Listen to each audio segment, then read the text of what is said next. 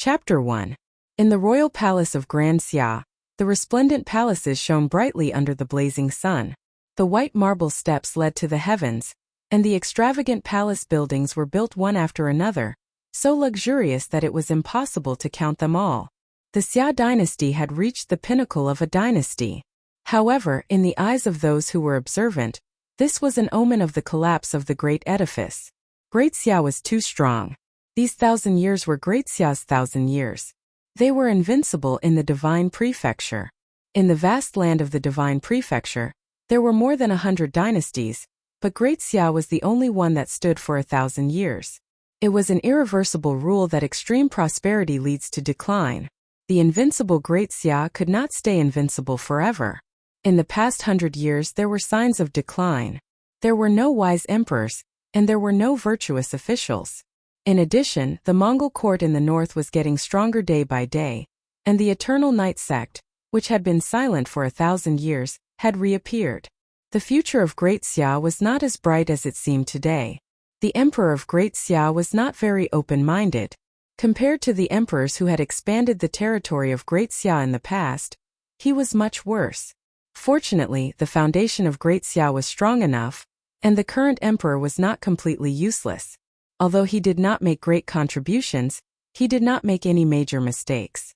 The cavalry of the Mongol court in the north had crossed the border of Beijiang Plain several times, ignoring the dignity of Great Xia.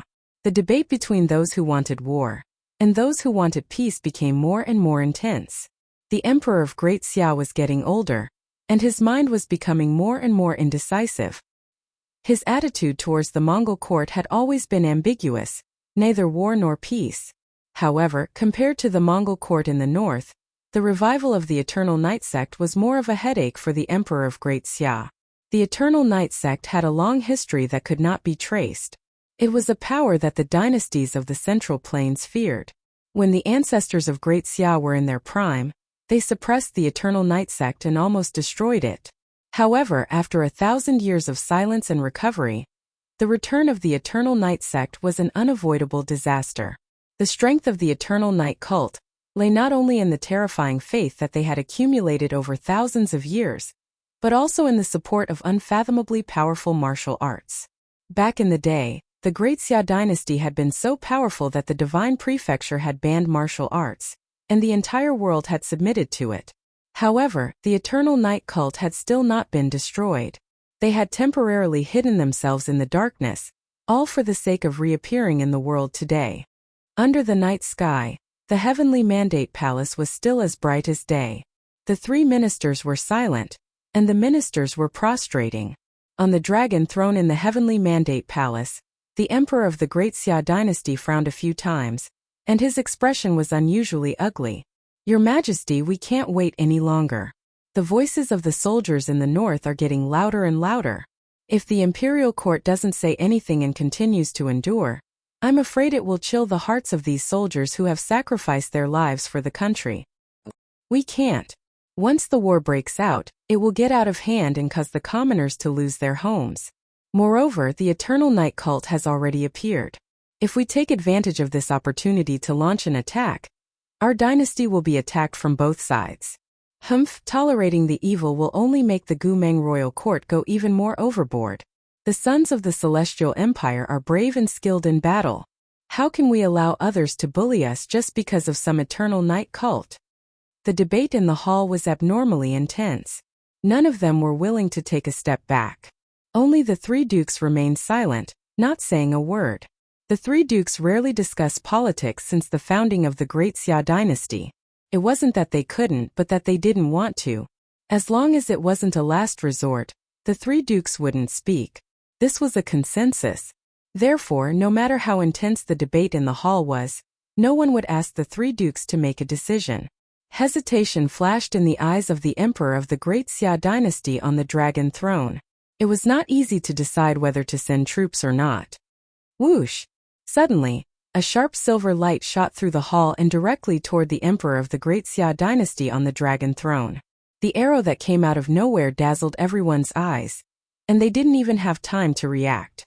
The stunning arrow came silently and without warning.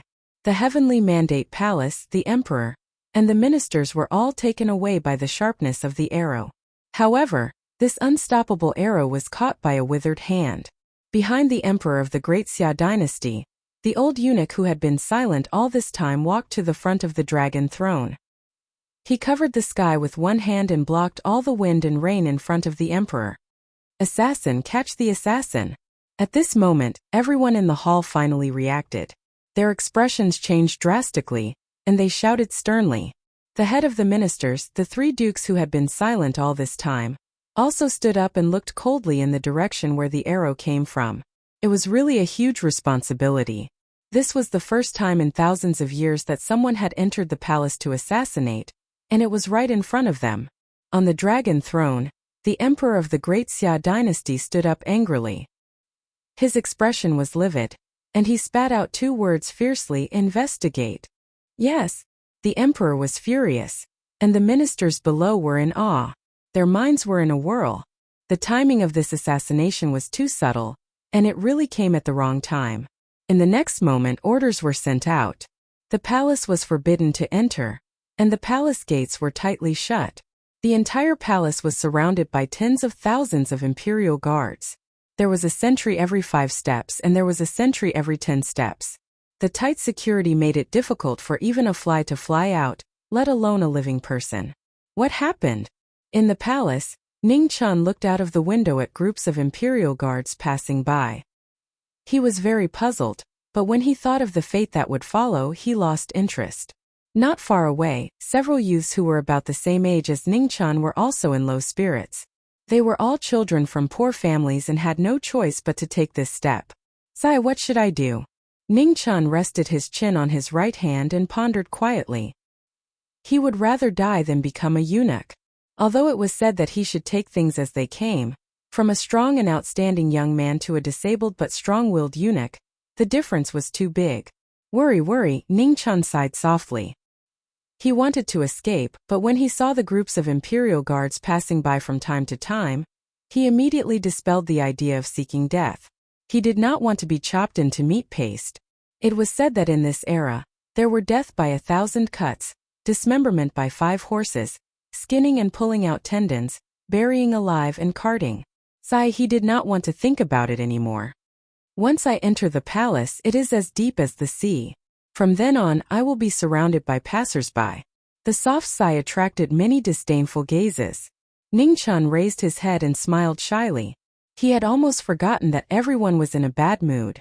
The clanging of armor on the imperial guards became louder and louder, indicating that more imperial guards were being mobilized from the palace. The assassination of the emperor was a big deal. Orders came from the heavenly mandate palace one after another. The 3 dukes and all the officials were waiting for a result. Seeing the youths in front of him being castrated and carried away one by one, Ning Chun was so anxious that he felt like a cat was scratching his heart. But there were so many imperial guards outside. Compared to his thin arms and legs, he did not dare to fight. "God, you should just strike me to death." Finally, the last youth was carried away by 2 eunuchs. Ning Chun looked out the window and shouted in his heart. Boom! Suddenly, the dark night sky above the imperial palace suddenly lit up. A dazzling bolt of lightning streaked across the 9 heavens, followed by the rumbling of thunder. The sudden earth-shattering sound startled everyone. Ning Chun was also shocked by the sound of thunder. "God, I was just saying. Don't take it seriously." Boom! There was another loud rumble of thunder, followed by a torrential downpour. The torches used by the imperial guards to light the room were immediately extinguished by the rain. In this short moment, a black shadow flashed into the room from a corner not far away. The light of a sword flashed. The old eunuch who was cleaning the knife in his hand was immediately stunned and fell to the ground. Only Ning Chun, who had been bored and in a daze, was left in the large cleaning room. The black-clothed assassin wanted to kill him, but he was injured by a hidden master in the imperial guards when he was escaping. In a situation where his skills were limited, he could only kill the eunuch closest to him. As for Ning Chun, if he wanted to shout, he would not be able to stop him immediately. "I can get you out of here," Ning Chun blurted out as they stared at each other. The sudden words stunned the black-clothed assassin. Seeing that the assassin was in a daze, Ning Chun hurriedly continued in order not to die. There are Imperial guards outside, so it's impossible for you to escape. Furthermore, the Imperial guards will soon find this place, so it's impossible for you to hide. Either way you will die." After saying all this in one breath, Ning Chen almost choked himself to death. He quickly took a deep breath and said, "You have no choice. You can only trust me." "Who are you?" The assassin opened his mouth. His voice was cold and without a trace of emotion. "A woman?" Ning Chen was stunned and subconsciously said, "I am a eunuch. Pay what a crow's mouth." After saying that, Ning Chen's eyes unconsciously looked at the woman's chest. As expected, it was flat. Did she bind her chest? It was too flat, right? Shua! The light of a sword flashed. It was so close that Ning Chen quickly retracted his gaze. He despised himself in his heart. What kind of time was it? He still had the mind to think about this. Calm down, calm down. But before that, you have to do me a small favor." After temporarily calming down the woman, Ning Chen let out a sigh of relief. He immediately walked forward and took off the clothes of the dead eunuch on the ground. "Quickly change or it will be too late." While speaking, Ning Chen smeared the blood from the old eunuch's neck onto half of his pants. Especially the important part between his legs. It was soaked with blood. It looked very scary. After doing all this, Ning Chen blew out most of the lights in the room. The whole room immediately became dark. Although it was still possible to see, it was already difficult.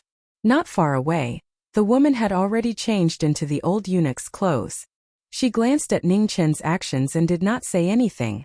She could see that this brat was quite clever.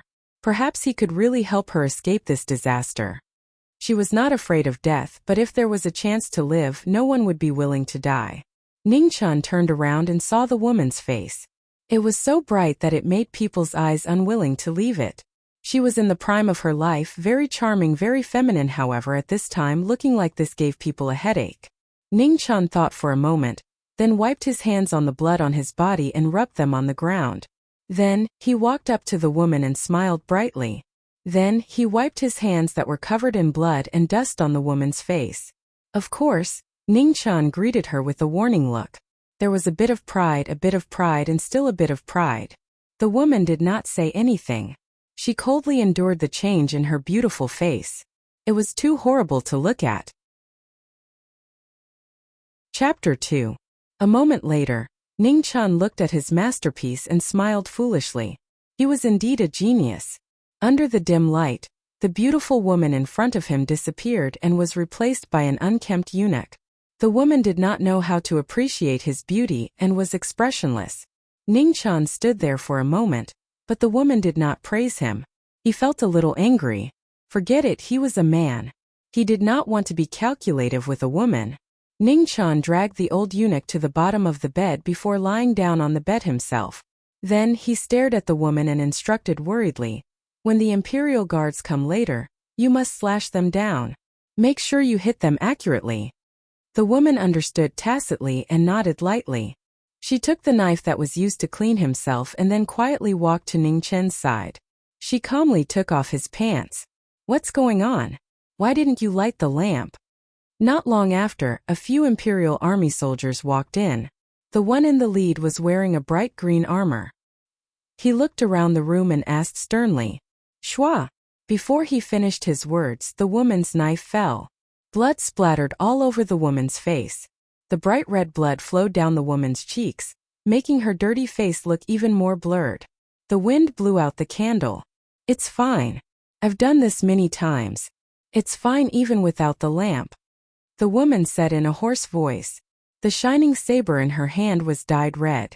The dim light and the strange atmosphere made the Imperial guards at the door feel a chill down their spines. Looking at the blood on the young man's pants, the Imperial army soldiers felt a chill in their hearts. The cleansing room was a dirty and unlucky place. If not for the order, no one would be willing to come here. "Let's go and check the other places." Seeing that there was nothing wrong, the leader waved his hand and led the Imperial army soldiers away from this troublesome place. Ning Chen, who could not hold on any longer, suddenly sat up. He sucked in cold air from the pain and gritted his teeth. "Woman, you did it on purpose." The knife just now was half an inch away from saying goodbye to the man. Furthermore, it was so deep. Even if he did not become a eunuch, he would have bled to death. Yes. The woman nodded her head honestly.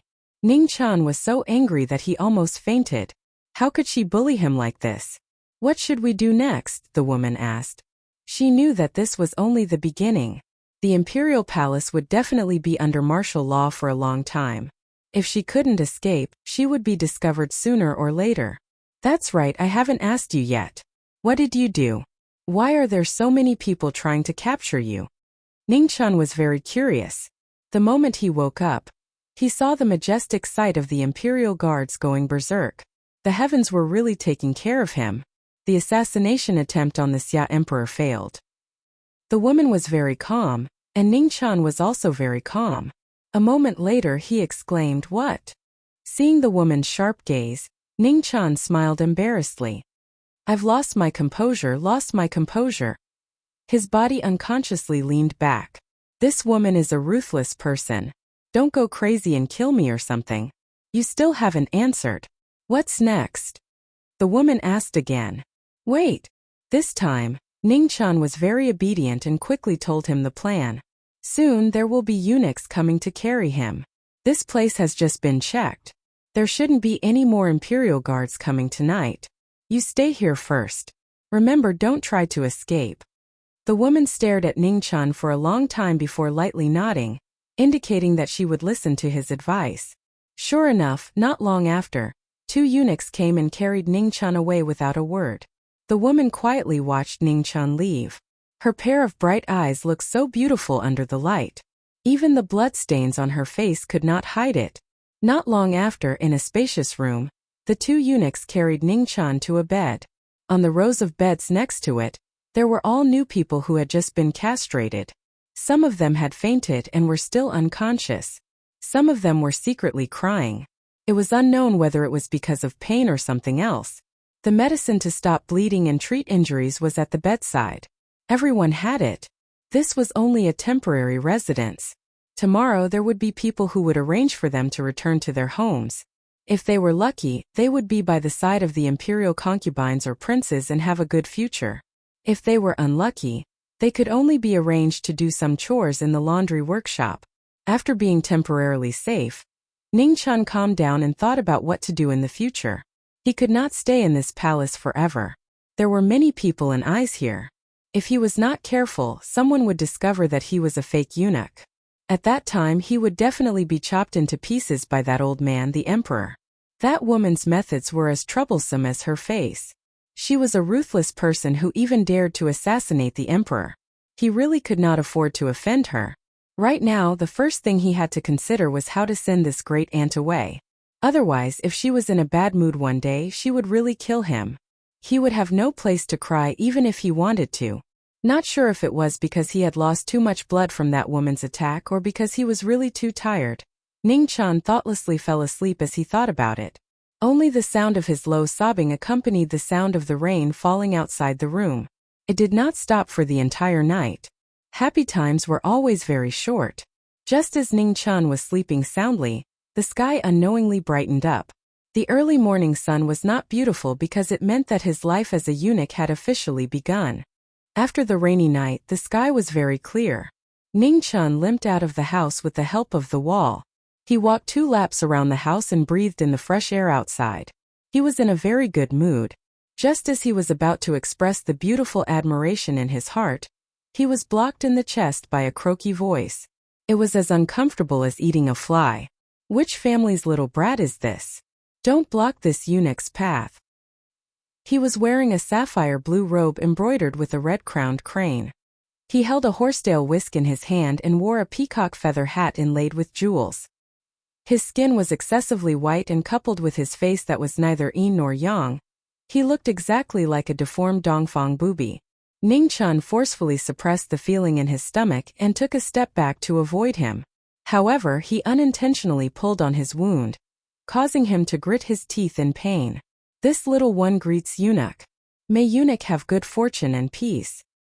Zhao Jin stopped and curiously looked at the youth in front of her.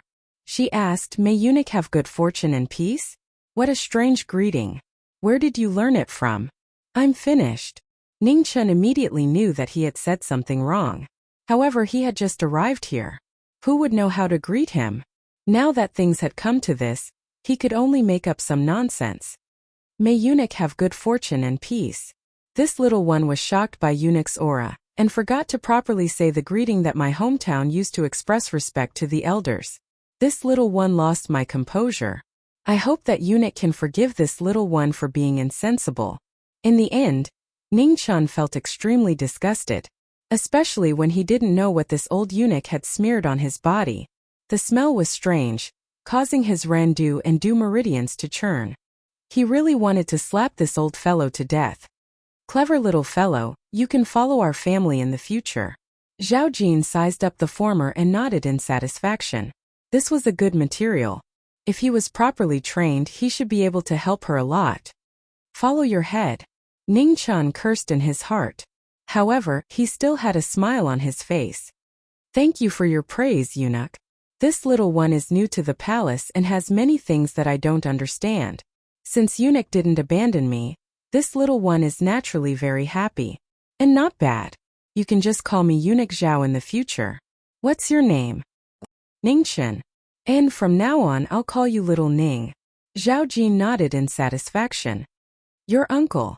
Hearing this, Ning Chun couldn't help but blurt out. This time he really couldn't hold back. What did you say? Zhao Jin frowned slightly. He didn't understand what his uncle meant. However, this brat's tone seemed to carry a trace of dissatisfaction which made him unhappy. No, nothing. Eunuch Zhao bestowing a name makes this little one too happy. Ning Chun's face was full of smiles, as brilliant as a flower blooming. Little Ning, your whole family is Little Ning. I have matters to attend to, so I'll be leaving first. Little Ning, there are many rules in the palace. You have to learn them diligently. After speaking, Zhao Jin waved the horsetail whisk in his hand and turned to leave. Phew! Looking at the distant eunuch Zhao, Ning Chun let out a long breath and wiped the sweat on his forehead. In this world, the hardest thing to deal with wasn't women, but people who were neither male nor female. Which family servant is actually blocking the way? However, just at this moment, a stern rebuke once again rang out by his ear, causing Ning Chun to tremble in fright.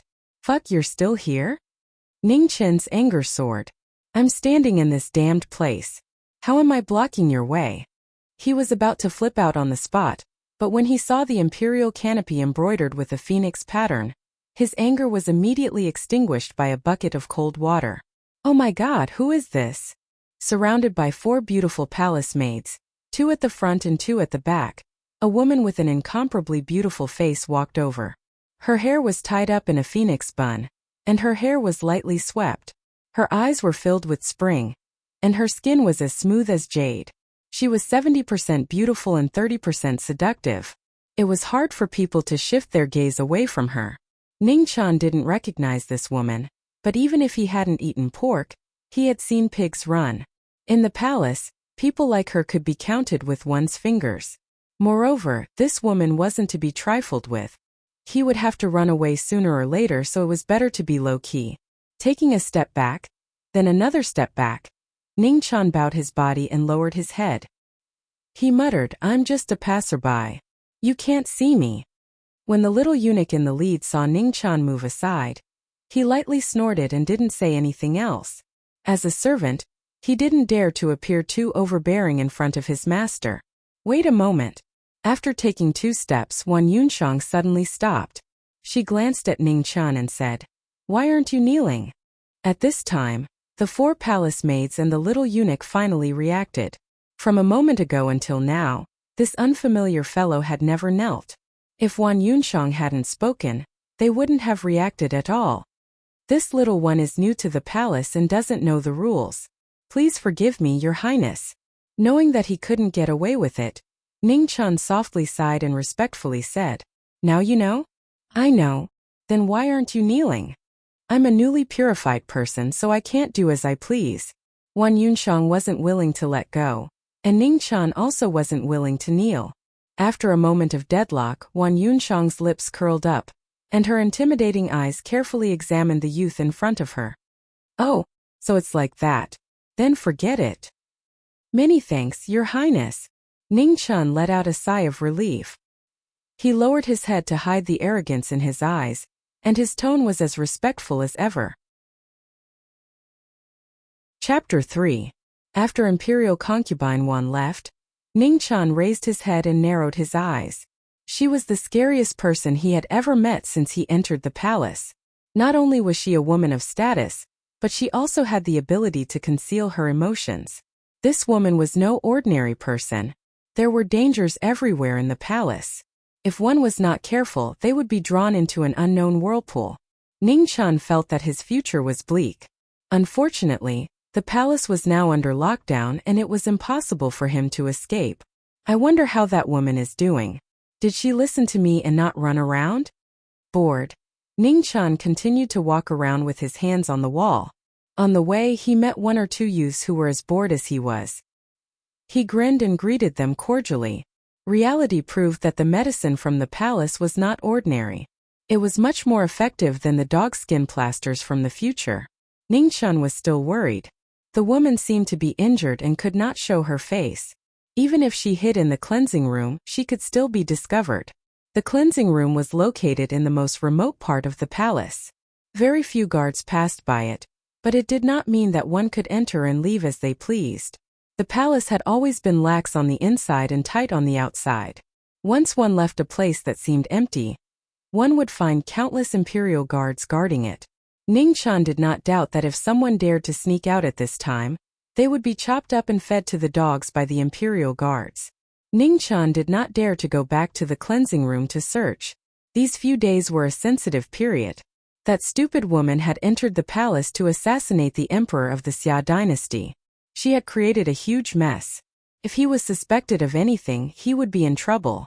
As the saying goes, happiness is an itch that can be scratched. Unhappiness is an itch that cannot be scratched. At this moment, Ning Chun felt that he was very unhappy. His heart was itching and he wanted to go to the cleansing room to take a look, but he could not. I'll go take a look from the front and the back. I'll go back to sleep if I'm standing. Ning Chun took out a copper coin from his body and chanted.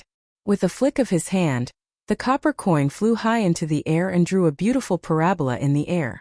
Soon after, it fell to the ground with a tinkling sound and rolled forward. Seeing that the copper coin was about to fly away, Ning Chun was anxious. This was the only thing he had. If someone asked Ning Chun at this time whether money or life was the most important thing in life, Ning Chun believed that he would say money without hesitation. Sure enough, in his anxiety, Ning Chun didn't even care about the injuries between his legs, and ran after the copper coin step by step while baring his teeth. As the saying goes, blessings do not come in pairs, and misfortunes do not come singly. As the saying goes, if a person is unlucky, even drinking cold water will get stuck in his teeth. As the saying goes, if you don't seek death, you won't die. Ning Chun was the type of person who would seek death by stuffing his teeth. He only cared about asking for money and didn't even look at where he was going. He bumped headfirst into a warm and fragrant embrace, and only then did he realize that things weren't going well. He hurriedly raised his head and saw a beautiful woman dressed in a luxurious phoenix robe. She was about 30 years old and had a gentle smile in her eyes which made Ning Chun's heart flutter. Which family's servant is so daring to startle the Empress's phoenix body? Even if you have 10 heads, they won't be enough to chop off. I'm sorry. In a panic, Ning Chun hurriedly took 2 steps back and repeatedly apologized. But as soon as he opened his mouth, he wished he could slap himself for saying the wrong thing again. Apologizing to the Empress, he was really stupid. It was all that stupid woman's fault. After staying with a stupid person for so long, his brain wasn't as bright as before. How dare you?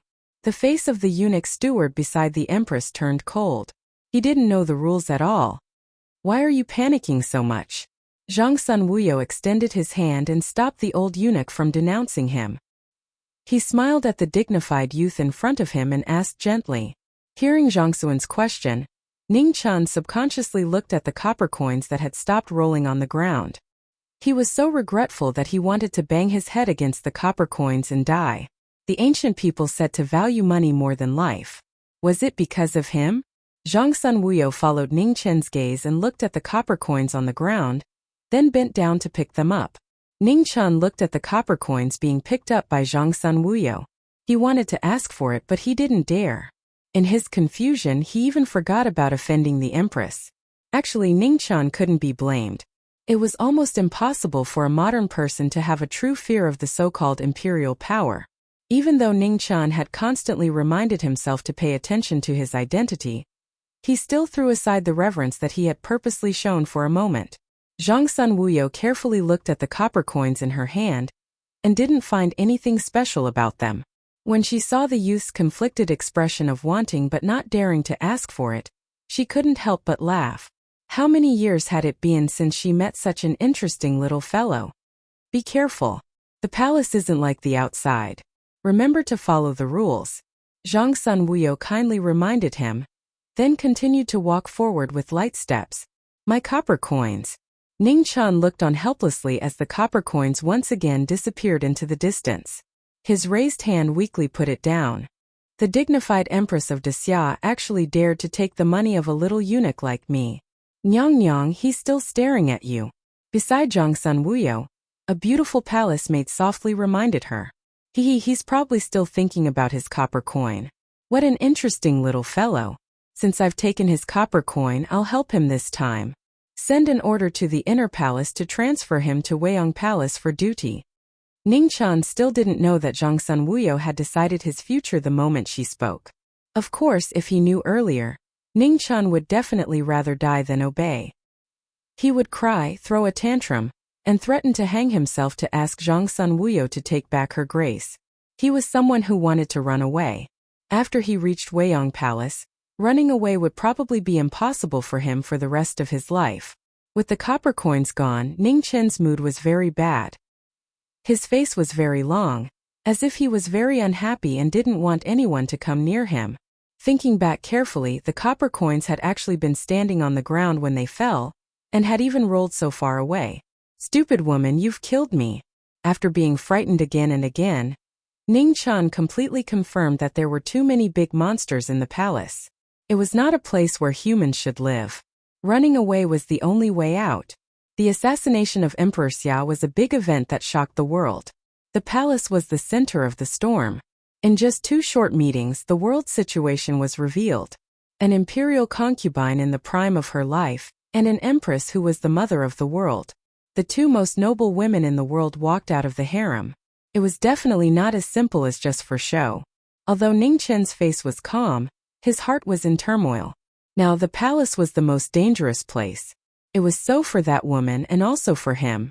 The imperial concubine and the empress. One was sharp and dazzling, the other was reserved and gentle. After a simple meeting, Ningqian had a rough impression in his heart. They were both beautiful faces, but they had completely different styles. But without a doubt, the 2 were not simple people. As an imperial concubine, she was not suppressed by the empress. This showed how sharp the imperial concubine was. And what Ningqian couldn't see through was the empress. Standing on top of such a powerful imperial concubine, she could still stand for a long time. She was really extraordinary. The imperial concubine's sharpness came from inside out, and the empress' gentleness was not faked. Now that the sharp collision could be temporarily balanced, Ningqian could no longer guess the turmoil in it. Thinking carefully, Ningqian realized that after he came to this strange world, the only people he could talk to were either women or people who were neither men nor women. Moreover, none of them were easy to deal with. If he was not careful, he would get himself into trouble. He couldn't go to the cleansing room. Otherwise, he wouldn't necessarily meet anyone. Before he had the chance to run away, it was better to be honest. Ningqian limped back to the dormitory. Looking at the group of youths with red lips and white teeth, he was in a bad mood. He covered his head and fell asleep. Perhaps it was because he had lost too much blood from that woman's slash, and he hadn't recovered from last night. Ningqian slept until the sky turned dark and then, dawn. Early the next morning the door opened. People from each palace came to pick people up. After recuperating for nearly 2 days, most of the youths could barely get out of bed and walk 2 steps. Those who recovered quickly didn't need anyone's help. After following the people from each palace, they began their life as eunuchs. Ningqian was also taken away by someone. It was a beautiful palace made with a graceful figure. She walked in front with graceful steps, and the way she walked was very seductive. Unfortunately, Ning Chen's bad mouth always sounded at the wrong time. Big sister, walk slower. The palace maid's name was Qing Ning. After hearing Ning Chen's words, her beautiful face was instantly filled with black lines. She wanted to kick this brat to death. Big sister, where are we going? Big sister, my injuries haven't healed yet. Walk slower. Big sister, how far is it? Big sister. Along the way, Ning Chen's long-winded voice reverberated in Qing Ning's ears. Qing Ning clenched and loosened her hands. She clenched and loosened them again. When she was about to explode, they arrived at Weiyang Palace. This was Zhongsun Wuyo's territory. Although Ning Chen was ignorant, he knew that this was something everyone knew. His heart was in his mouth. Could it be that he bumped into her yesterday, and now she's taking revenge on him? Ning Chen was very indignant. She's an adult. Why is she arguing with a child like me? Why? Are you not satisfied? At this moment, a familiar voice sounded in Ning Chen's ears. How can I? Ning Chen's expression changed instantly. His indignant face suddenly smiled brighter than a flower. He said respectfully with a bit of guilt, "It's good that you're satisfied. You can be on duty at Weiyang Palace from now on. There are fewer rules here. I think it's most suitable for you." Zhongsun Wuyo didn't care about Ning Chen's messy etiquette. Her beautiful and gentle face always had a gentle smile. She looked very approachable. Qing Ning has been with me since young. She knows everything about Weiyang Palace. If there's anything you don't understand, just ask Qing Ning. Alright, I still have things to do. I'll take my leave first. After saying that, Zhongsun Wuyo and the two palace maids left. Only Qing Ning and Ning Chen were left standing there, staring at each other. Once Zhongsun Wuyo left, Ning Chen felt uncomfortable all over. Qing Ning, on the other hand, felt refreshed all over. After enduring for so long, she finally had a proper reason to repay the kindness from before. Murderous aura. Ning Chen read the word from Qing Ning's eyes. She didn't hide it at all. Always leave a way out so that we can meet again in the future. Ning Chen immediately took a step back and admitted defeat. Good attitude. Unfortunately, it's too late. Qing Ning stretched out her delicate hand and grabbed the enemy in front of her. Her speed was so fast that Ning Chen didn't even have a chance to escape. Chapter 4. This woman knows martial arts. Ning Chen was shocked. Hooligans weren't scary, but hooligans with culture were scary. Now, this female hooligan who was very likely to be cultured actually knew martial arts. The moment he turned around, his collar was grabbed by Qing Ning. Immediately, he couldn't move. Let's talk nicely. A gentleman uses his mouth, not his fists. Ning Chen couldn't be any softer. I'm not a gentleman, I'm just a little girl. Qing Ning didn't fall for this at all. She dragged Ning Chen to the back garden. You're using your position to avenge a personal grudge. Ning Chen complained while struggling. We just met. What personal grudge? Qing Ning snorted. How could she allow Ning Chen to put a big hat on her? That's right, we don't have any grudges. Ning Chen was startled. Only then did he realize that he and Qing Ning had no past grievances. What was there to be afraid of? Big sister, can you let go of me first? I'm a little dizzy. Ning Chen begged. After being dragged around by the collar for so long, he felt that it was hard to breathe. Why were there stars everywhere? However, when Qing Ning heard the two words big sister, she immediately felt the qi in her ran and du meridians surging. If she hadn't been influenced by her eldest grandson since she was young, she would have slapped this brat to death. Ning Chen didn't know why, but it was just a title. In any case, he wasn't even 16 yet. Was it too much to call Qing Ning big sister? It wasn't too much. Ning Chen felt even dizzier. No, this was the rhythm of being strangled to death. Big sister. Don't call me big sister. Qing Ning was about to go crazy. Her eyebrows arched and she gnashed her teeth. Then what should I call you? Qing Ning. Qing Ning, hurry up and let go of me. Otherwise, next year you can burn incense for me. Qing Ning turned around and saw Ning Chen's red face. She was startled and immediately let go of him. Cough cough. Ning Chen violently coughed twice and then took a few deep breaths.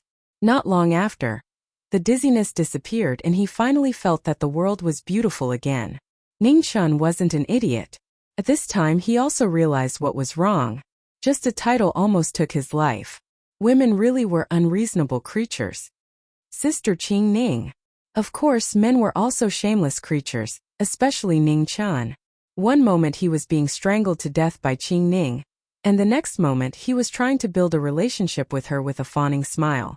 As the saying goes, one does not hit a smiling person. Although Qing Ning did not want to forgive Ningchen, she had no reason to do so. She could only suppress the raging fire in her stomach for the time being. Recuperate for 2 days first. When you've recovered, I'll arrange things for you. Qing Ning hesitated for a moment before she reminded him. The palace hasn't been very peaceful recently. Don't run around. Thank you, Sister Qing Ning, for your concern. Ningchen grinned, his smile as bright as it could get. This great aunt looked fierce, but she was actually very kind. From now on, Qing Ning was a good person while the imperial consort was a bad person. The empress could not afford to offend her. From now on, she would curry favor with Qing Ning, avoid the empress, and run away whenever she saw the imperial consort. Ningchen's room was near the back garden of Weiyang Palace. It was far from the empress' bedroom. Weiyang Palace had the least number of palace maids and eunuchs among the imperial consorts. Zhangsun did not like noise and Qing Ning did not like it either. Therefore, Ningchen's luck was still very good. Because of 1 copper coin he met Zhangsun. In this palace where undercurrents were surging, he temporarily had a peaceful night. Ningchen returned to his room. Through the window he looked at the sky outside. He did not move, did not speak, and did not speak. Only when he calmed down did he realize that the sky outside was really different from his hometown. The boundless world of mortals was just a big dream. What are you thinking about? Unknowingly, a beautiful figure appeared behind him. Ningchen came back to his senses. Only then did he realize that the sky outside was already dark. When did you come? Ningchen was surprised and asked. I've been here for a long time. You just didn't realize it. Mu Changxue replied. Is that so? I was too careless. Ningchen smiled self-deprecatingly. A flash of sadness appeared in his eyes. Since he was already here, why would he act like a scholar and feel sorry for himself? That would only increase his sadness. I still don't know your name. Ningchen calmed himself down and a smile appeared on his face again. Mu Chengxue. Black silk in the morning, snow in the evening. What a sad name. Ningchen sighed softly. It's just a name. What about you? Mu Chengxue asked back. Ningchen.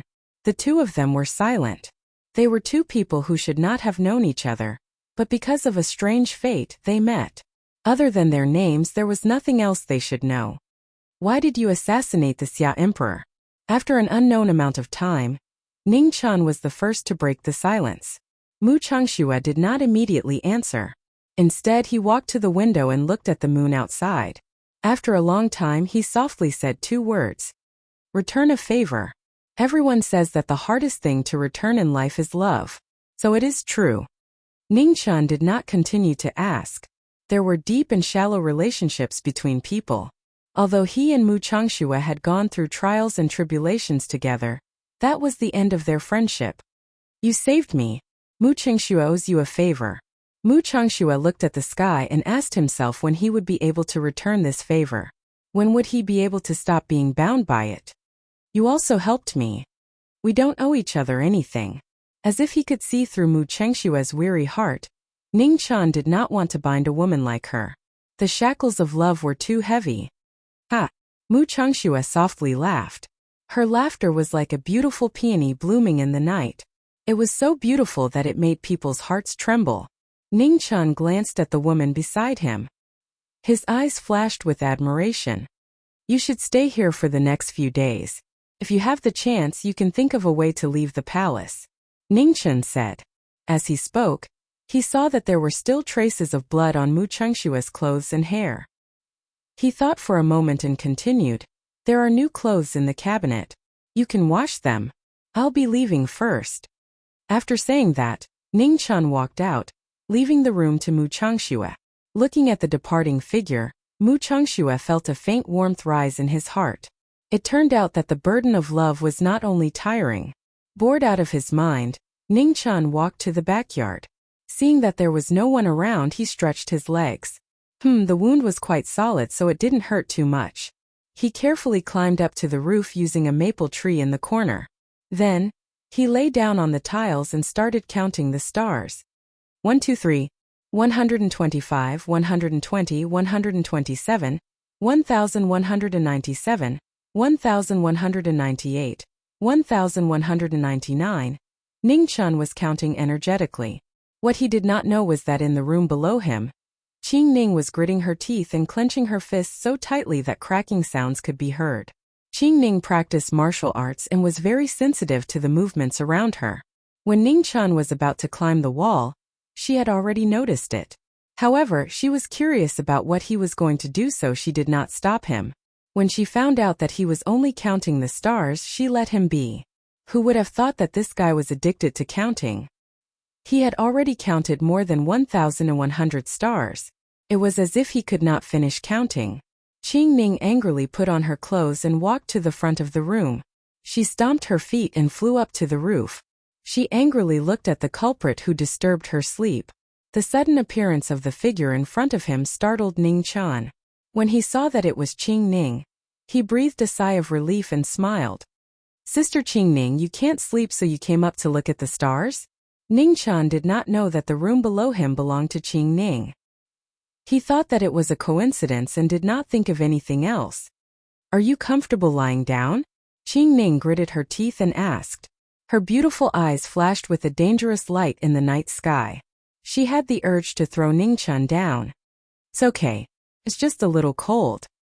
Ningchen did not hear the dangerous message in Qing Ning's words and answered honestly. "Do you need me to get you some clothes to cushion your body?" Hearing Ningchen's shameless answer, Qing Ning's anger exploded again. She opened her red lips and said in a low voice, "No need him." While speaking, Ningchen felt that the atmosphere was not right. He looked at Qing Ning and his heart skipped a beat. Not good, killing intent. "Sister Qing Ning, please sit." Ningchen stood up and helped Qing Ning sit down with a smile on his face. "Sister Qing Ning, you must be tired. Do you want me to help you massage your legs?" "No need." "Massage your back." "No need." "Massage your shoulders." "No need." Seeing that Qing Ning was stubborn, Ningchen's sense of danger grew stronger. He carefully asked, "Sister Qing Ning, it's so late. Why are you still awake?" "Wait a minute." Ningchen suddenly realized that Qing Ning's clothes were different from the ones she was wearing during the day. It was obvious that she had just changed. When he thought of the room he was in, Ningchen wanted to slap himself. "If you don't seek death, you won't die. When you're unlucky, you can't even drink cold water." This was obviously Qing Ning's territory. He had been here for so long, but he had not thought of this problem. Qing Ning repeatedly told herself to endure. She realized that Ningchen was not an ordinary person. In less than a day, he had already provoked her to the point of wanting to kill someone. Just as Qing Ning was about to criticize him, she heard Ningchen's exclamation. She subconsciously followed his gaze. In the bustling starry sky, a blood-red star was shining with a terrifying light. Not far away there was a dim red star. If one did not pay attention, it would be easy to overlook it. "What's wrong?" Qing Ning did not understand and asked. "That blood-red star is called Constellation 2, and the dim star beside it is called Mars, which is what you call Mars. These two stars only meet once every 15 years, and it's very rare. If I'm not wrong, these two stars will meet in at most 2 days." Ningchen sighed inwardly. He never thought that he would be able to see the legendary Mars guarding the heart here. His luck was really quite good. Only then did Qing Ning notice the dim red star. She immediately grabbed Ningchen's arm and asked anxiously, "Is what you said true?" Ningchen grimaced in pain from Qing Ning's grip. "Sister Qing Ning, it hurts." Qing Ning realized that she had lost her composure and quickly let go of Ningchen. However, she still refused to give up and asked, "Hurry up and answer me. Is what you said true? Will these two stars really meet?" Gently rubbing his arm, Ningchen nodded with certainty. "Yes, it's very likely. Moreover, it's very likely that it will happen tomorrow." "Oh no." Qing Ning's expression changed drastically. She stood up and stomped her feet, hurrying towards Zhang Xuan's residence. "Strange." Ningchen shook his head in confusion. He stood up and patted the dirt off his butt before swaggering back to sleep. Chapter 5. In Weiyang Palace, Zhangsun, who had just taken off her clothes to sleep, was woken up by a series of urgent knocks on the door. In the entire Weiyang Palace, only Qingning could come here without prior notice. Zhangsun knew Qingning's personality. If there wasn't anything important, she wouldn't be in such a hurry to ignore the rules. Come in. Zhangsun got up and put on her clothes. Zhangsun was still beautiful after taking off her makeup. She was less noble and more gentle. Although she was over 30 years old, time hadn't left too many hardships on this beautiful woman. Instead, it made Zhangsun, who had 30 years of experience, appear even more beautiful. Your Highness, something happened. Qingning pushed open the door and rushed in. She looked at Zhangsun on the bed. Don't be in such a rush. Tell me slowly. Zhangsun had experienced many things in her life, and her bearing naturally couldn't be compared to Qingning's. Your Highness, come and look. Qingning pushed open the window and helped Zhangsun to the window. She then pointed at a bright blood-colored star in the southern sky. The Heart Imperial Star? What's wrong? Zhangsun didn't understand. Look, isn't there a red star next to it? Qingning pointed again. Mars guarding the heart? No, those two stars haven't met yet, and Mars guarding the heart is so dim. Zhangsun was startled at first, but then she shook her head. Mars guarding the heart was a contrast between the two stars. Right now, only Mars guarding the heart was bright. Although the two stars were very close, they hadn't met yet. Your Highness, they'll meet tomorrow. Qingning became even more worried when she saw Zhangsun's disbelief. Oh! Zhangsun sensed that something was wrong. Qingning didn't understand the stars and wouldn't pay attention to such things. What was going on today? Who told you? A dangerous light flashed in Zhangsun's eyes. Qingning didn't understand, but if someone was intentionally guiding her, then it was a different matter. Sensing the coldness in Zhangsun's words, Qingning was startled, but she had no choice but to answer. It was Ning Chuan. That little fellow? Zhangsun was startled. She had thought that the person from the Western Palace had intentionally sent someone to mislead Qingning. Now it seemed that wasn't the case. Qingning told Zhangsun everything Ning Chuan had said tonight, including their meeting. She didn't leave out any details. At the beginning, when Zhangsun heard Ning Chuan climb the roof and count the stars, he couldn't help but laugh. However, when he heard the latter part, his expression gradually became serious. The heart constellation was the Emperor star, while Mars was the Calamity constellation. When the two met, it meant that Calamity was about to descend. Bring Ning Chuan here immediately, Zhangsun ordered decisively. Inside the room, Ning Chuan had just returned. He glanced at Mu Changxue, who had washed himself clean. After taking a good rest, he hummed a little tune and went back to his bed to sleep. As for Mu Changxue, such a big room was all hers. Clang, clang, clang. Ning Chuan was startled by the sound of someone knocking on the door. He hurriedly looked at Mu Changxue and found that the latter had disappeared from the room. He was secretly relieved. I've done a lot of bad things recently and I'm always scared. Ning Chuan patted his head in frustration, then walked to the door and saw Qingning standing there. Just as he was about to speak, he was dragged out. At this moment, Ning Chuan finally understood what it meant to walk as fast as flying. They were walking, but it felt as if they were flying. They had covered such a long distance in just a few breaths. Ning Chuan felt airsick. He stood on the ground and swayed. In a daze, he was dragged to Zhangsun by Qingning. Zhangsun looked at the young man in front of her from head to toe, as if she wanted to see through him. Unfortunately, even Zhangsun, who had seen countless people, couldn't figure out what Ning Chuan was thinking and what he wanted. Ning Chuan. Yes, ah?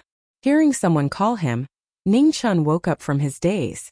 Seeing Zhangsun in front of him, he was so scared that he stepped back and almost screamed. Ning Chuan had long believed that Zhangsun was a two-faced woman. Not only did she take his money, but she also didn't let go of his men. Was it easy to mess around in the Empress's territory? Of course not. You're afraid of me, Zhangsun said strangely. Was her reputation so bad that people were so scared of her? Would Ning Chuan tell the truth? Would he tell the truth? Of course not, unless he didn't want to mess around. Everyone knows that your highness is virtuous and virtuous. It's just that I was pulled too hard by Sister Qing Ning, and my legs are a little numb. Ning Chan didn't forget to complain about Qing Ning as he flattered her, saying that she always bullied him.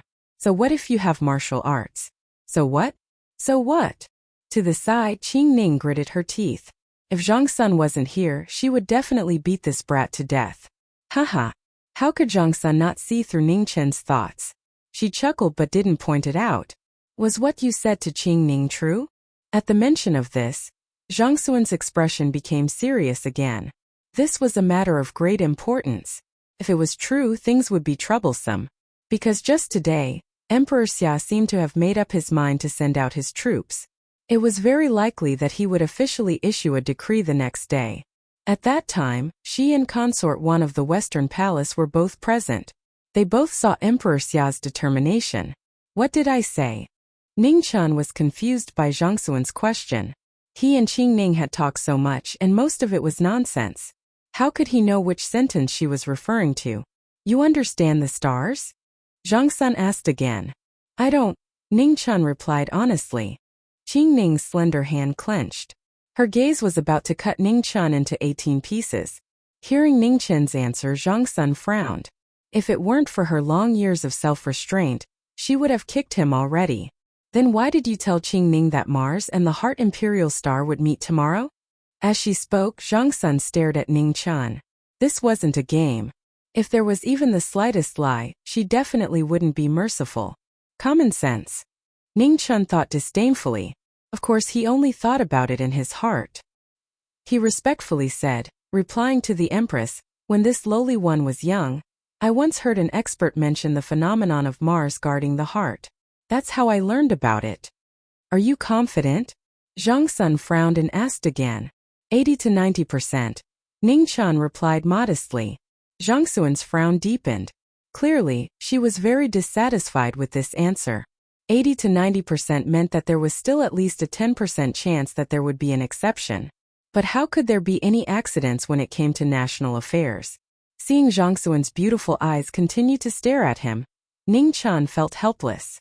She really didn't know how to appreciate modesty. It will definitely happen. Although he secretly despised her, Ning Chan still changed his answer honestly. 100%? Zhang Sun asked in a low voice. 100%. Ning Chan said seriously. All right, I believe you. Zhang Sun stood up. A look of determination flashed across her beautiful face.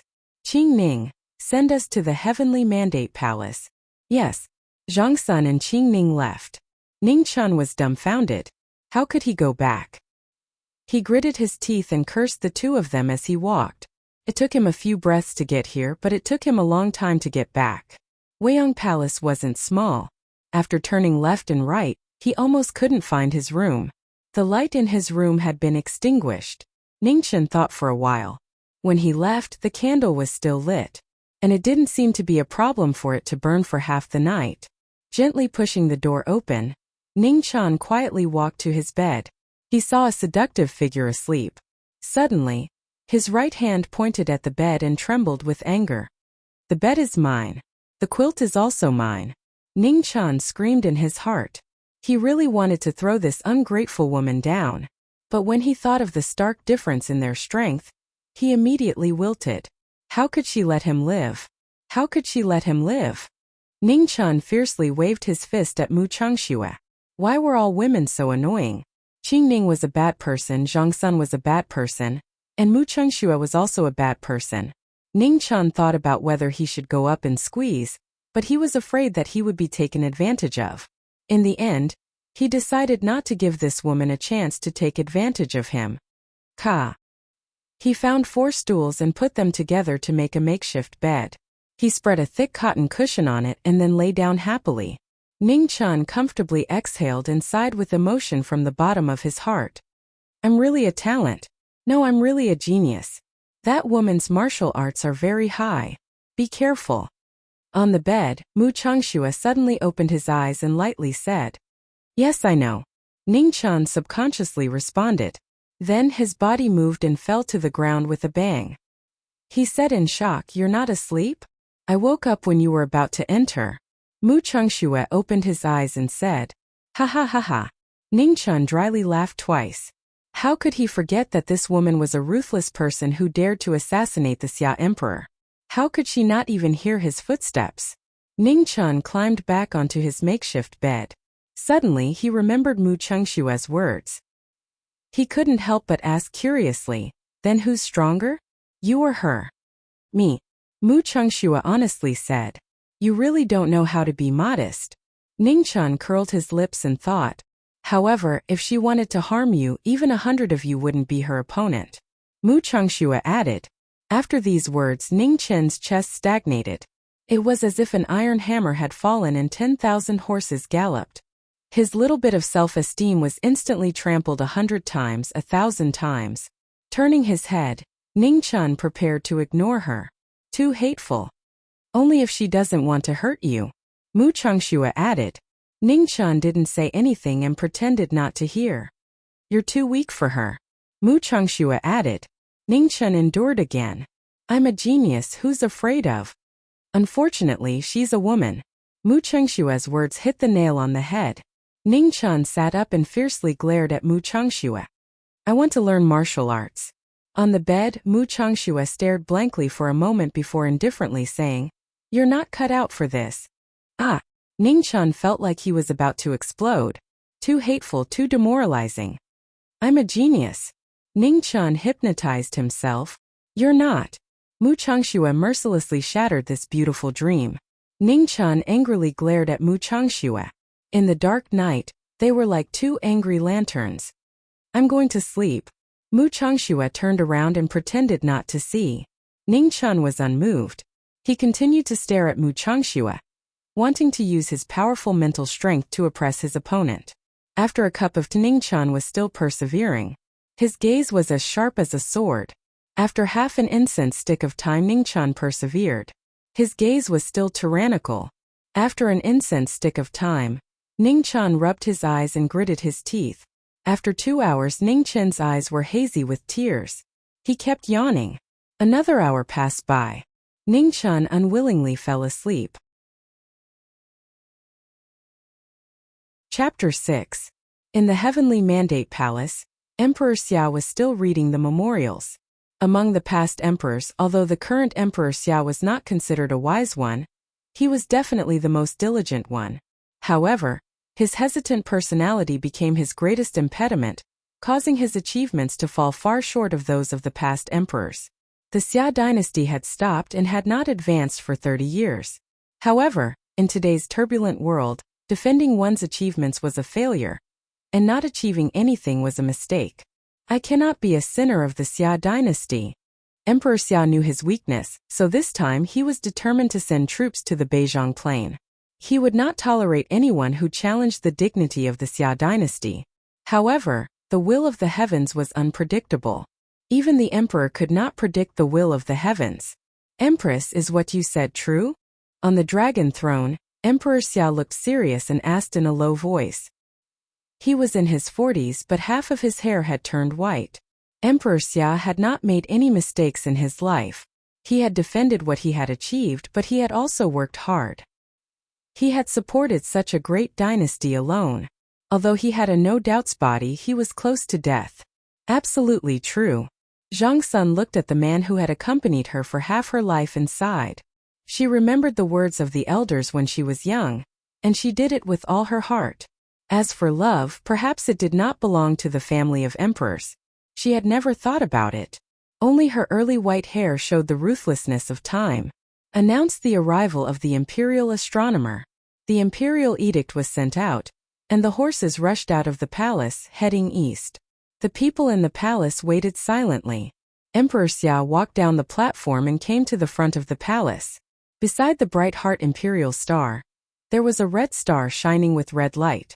It was very faint, but it was very dazzling. Mars guards the heart.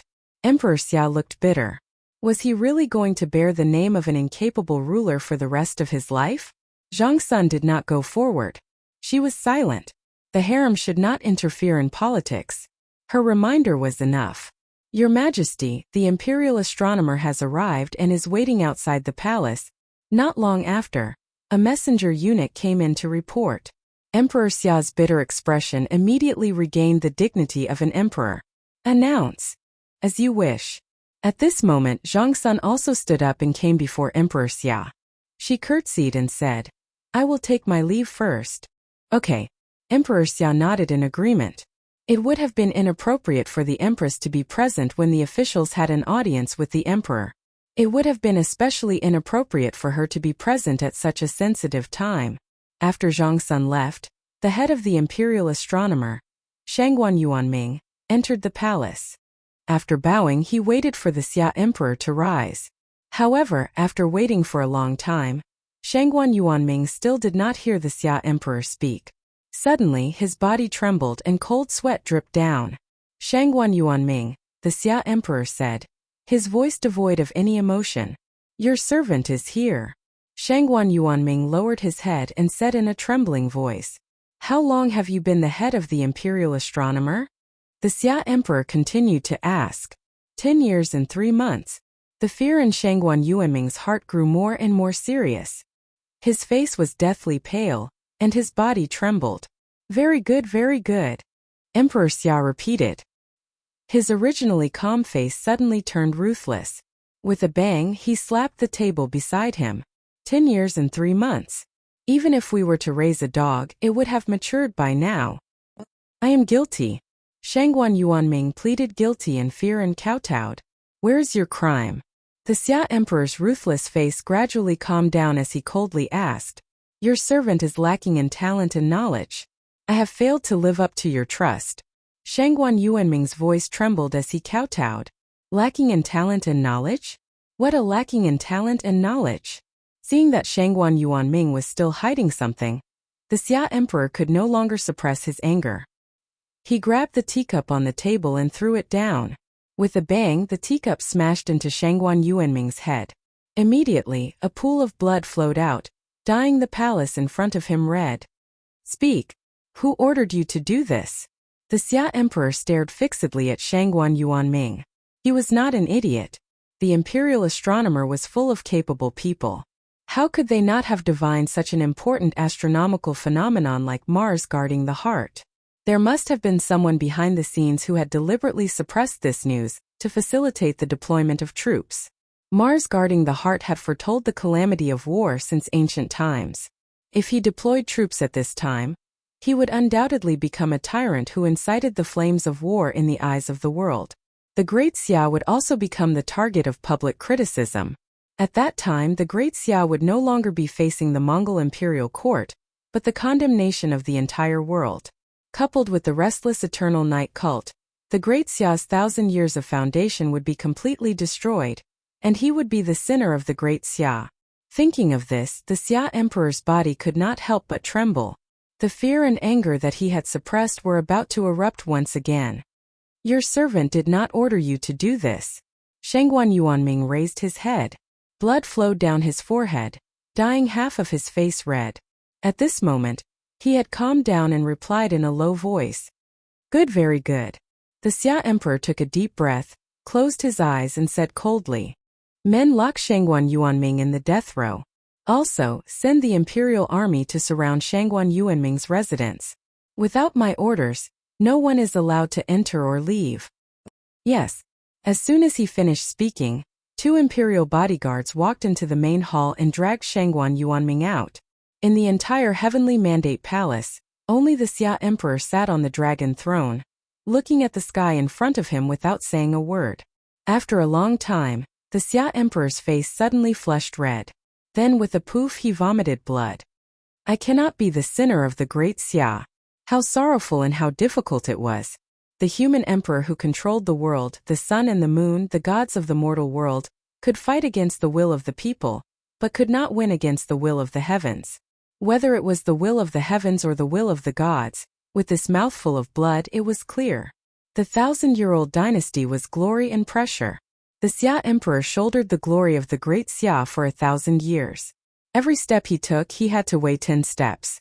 Whether he was cautious or hesitant he could not tell. In the cold night a gentle breeze blew. The Xia Emperor sat alone on the high and cold dragon throne.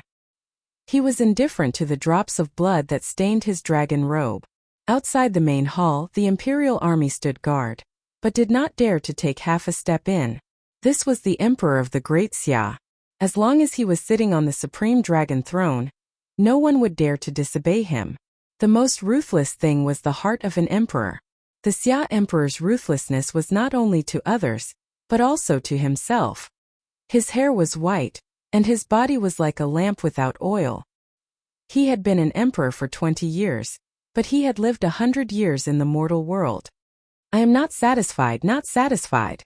Thousands of words turned into unsatisfied laughter. In the night, the gradually clear Mars suddenly lit up, and then dimmed again. The silent change seemed to be mocking the ignorance of the human emperor. In the morning court the next day, the expected order to send troops was not issued. The officials were all surprised. They all looked at the three chancellors. The only people who could change the mind of the Xia emperor were the three chancellors. However, the three chancellors remained silent and did not express any opinions. After the morning court, the officials left. They all had their own thoughts and did not show their joy or sorrow. When the three chancellors were about to leave, the Xia emperor stepped forward and looked at the grand advisor in a green robe. He asked seriously, "Teacher, if I take the wrong path this time, will you intervene?" The grand advisor was silent. After a long time he said, "Yes." The casual answer seemed to give the Xia emperor the greatest confidence. It let him know that when he reached a dead end on the path of the emperor, there would be a teacher to help him. The three chancellors left quietly. The Xia emperor still sat alone in the heavenly mandate palace. He handled the affairs of the world silently as usual. Weiyang Palace. Ningqian woke up early in the morning and worked in front of the door for a long time. Mu Chengxue glanced at him and lost interest. Such a small mechanism could only deal with a child. Ningqian did not care about Mu Chengshue's thoughts. He finished his work and was about to go eat. Before he went out, he looked at Mu Chengxue and grinned. His smile was brighter than a flower. "Who told you to be arrogant? Now you have no food to eat." Weiyang Palace had a place for maids and eunuchs to eat. Ningqian was now a free man and came to get food. There were not many people in the cafeteria. This, and this. Ningqian excitedly ordered this and that. The old eunuch who served the rice also served enough. It was obvious that Zhongxuan's palace treated the servants well. "And this?" "Yes, take it away." Ningqian pointed at a pot of red braised pork, his eyes shining. Ningqian looked up and suddenly found the old eunuch standing there motionless. He could not help but wonder, "What's wrong? Can't I take it?" "What do you mean by taking it away?" The old eunuch reacted and asked in confusion. It was a common question, but it put Ningqian in a dilemma. Looking at the bowl and spoon in the old eunuch's hand, he was confused. There was no plastic bag, no lunchbox. How to take it away, how to take it away, how to take it away? Ningqian was confused. In a daze, he held the steamed bun and carried the 3 plates out of the cafeteria. "After giving birth, you'll suffer from the cold." Before he left, Ningqian whimpered to the old eunuch, who was also in a state of confusion. As for whether or not he understood what Ningqian said, it was not his problem. On the way he met Qingning. Qingning died. Qingning frowned, and then she was also confused. Fortunately, Ningqian did not know the people he met later, so he did not have to greet them. He quickly went back to his room and kicked the door. "Bring in." In the room, Mu Chengxue was about to open the door when he heard Ningqian's footsteps, but he stopped when he heard the strange sound. "Bring it in." Ningqian walked for a while with the plate in his mouth. He felt that his cheeks were almost numb. Seeing that Mu Chengxue did not open the door for him, he became anxious. He was tired to death. Mu Chengxue focused for a moment. After confirming that Ningqian was alone outside, he carefully opened the door. Dang dang dang dang. Seeing that the door was finally opened, Ningqian hurriedly squeezed in. He ran a step and put the plates in his hand and in his mouth on the table. Only then did he let out a sigh of relief. Too much. Ningqian realized that he was tongue-tied. He was shocked and quickly rubbed his cheeks. Time to eat. Ningqian was tongue-tied, but he could not wait to sit down. He took out the steamed bun and prepared to eat. Mu Chengxue looked at the plate and steamed bun that Ningqian had taken. His eyes flickered a few times. Finally he sat down facing Ningqian. "The food is still good." Ningqian happily put a piece of red braised pork in his mouth. He was very satisfied. He was bleeding, so he needed to eat something good to nourish his body. Looking at the satisfied young man in front of him, Mu Changxue was silent. After a while he asked softly, "Do you really want to learn martial arts?" Chapter 7. Ningqian raised his head in surprise. Last night he spent half the night trying to change Mu Changxue's mind. Today he managed to buy her over with just one meal? Could it be that he was blinded by gifts? Whatever. Ningqian put another piece of meat into his mouth and said indifferently, "Yesterday he was just joking with Mu Changxue. Although he was envious of those who could fly, it was important to know one's own limits. Since Mu Changxue said that he was not cut out for it, it meant that his talent was not that good. I can teach you a special mental cultivation method," Mu Changxue said. "Is it powerful?" Hearing the word special, Ningqian became interested again and asked, "What do you mean?" Mu Changxue asked, "Can I beat you after learning it?" Ningqian asked with expectation. Mu Changxue shook his head. "What about Qing Ning?" Ningqian lowered his standards. Mu Changxue shook his head again. "What about the leader of the guards that came in to arrest us?" Ningqian did not have much expectation left. Mu Changxue shook his head again. "Then why should I learn it?" Ningqian lost his motivation and asked with flagging interest. "To strengthen the body." "Wow, so special." Ningqian took a bite of the steamed bun and pretended to be surprised. "Don't regret it." Mu Changxue did not force him and said indifferently, "Huh." Ningqian felt that Mu Changxue's tone was a bit unusual, as if he missed a great opportunity. "Is this mental cultivation method very special?" Ningqian asked carefully. "Yes." "What's special about it?" Ningqian asked again. "Precious." "Why is it precious?" Ningqian continued to ask. "Special." Ningqian painfully realized that this woman was sent by the heavens to punish him. Not only did she cut him, but she also wanted to torture him mentally. "I'll learn it." Ningqian took a bite of the steamed bun and said with gritted teeth, "Okay, wait first." "Why?" Mu Changxue looked at Ningqian and said slowly, "The mental cultivation method is not with me." Ah. Ningqian could not stand it anymore. He stood up and pointed at Mu Changxue with a trembling finger. His lips were trembling with anger. "This is too much. However, I know where the mental cultivation method is." Ignoring Ningqian's anger, Mu Changxue continued. Before Ningqian could vent his anger, he sat down weakly. His heart was bleeding. Zhang Wuji's mother was right. The more beautiful a woman was, the more dangerous she was. Ningqian decided that he had to calm down. "Calm down, calm down." Crack, the chopsticks in Ningqian's hand broke. Fine, he admitted that he couldn't calm his heart, nor could he calm his anger. "Where?" Ningqian decided to ask one last time. "Emperor Xia's imperial study." Ningqian fiercely slapped himself on the face. "Why did you ask? Do you want to learn it?" Mu Changxue confirmed seriously. Ningqian didn't say anything. He buried his head in his food, determined to ignore her. "Don't regret it." Ningqian took a big bite of the bun and stuffed it into his mouth. "Here, this medicine is for you." Mu Changxue casually tossed over a small box. "What's it for?"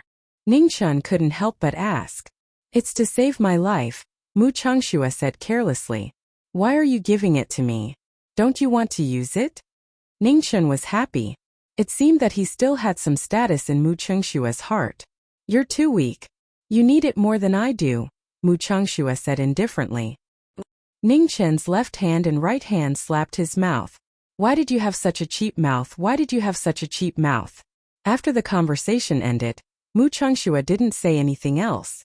He quietly ate his food. His pleasing appearance was much better than someone else's. After the meal, Ningqian hummed a tune and went to the back garden for a stroll. At this time, most of the eunuchs and palace maids were busy. There was no one in the back garden. Compared to being bored to death in the room and being angered to death by Mu Changxue, he felt that looking at the flowers was a good choice. However, he forgot that Qing Ning's room was right next to the back garden. In the room, Qing Ning was just about to go to the Empress's room. Zhang Sun had to go out of the palace today. She was a palace maid trained by Zhang Sun. Not only was she responsible for the daily arrangements of Weiyang Palace, but she was also responsible for Zhang Sun's safety. Just as she was about to go out, Qing Ning saw Ning Chen's bored expression. She thought of how he told on her in front of Zhang Sun last night. She was instantly angry. Ning Chen! Qing Ning glared and shouted. Oh, Sister Qing Ning. Ning Chen saw Qing Ning and immediately smiled. He ran over to greet her. Come with me, Qing Ning said with internal injuries. She had nowhere to vent her anger. Why? Go out of the palace with the Empress. Oh, out of the palace? A certain person's eyes lit up. However, when he thought of Mu Chengshua's martial arts summary that Qing Ning was more powerful than 100 Ning Chens, his interest instantly disappeared. Sister Qing Ning, can you teach me martial arts? Ning Chen desperately wanted to get rid of this seriously unbalanced right to speak. Qing Ning looked at Ning Chen in surprise. After thinking for a while, she said tactfully, what I learn is not suitable for you. Why? Ning Chen didn't give up and asked. You're not cut out for it. Qing Ning had to tell him the truth. Ning Chen wanted to die. He couldn't take the opportunity to run away, and he still had to face Zhang Sun. After being forced by Qing Ning to change his clothes for leaving the palace, Ning Chen's mood was gloomy.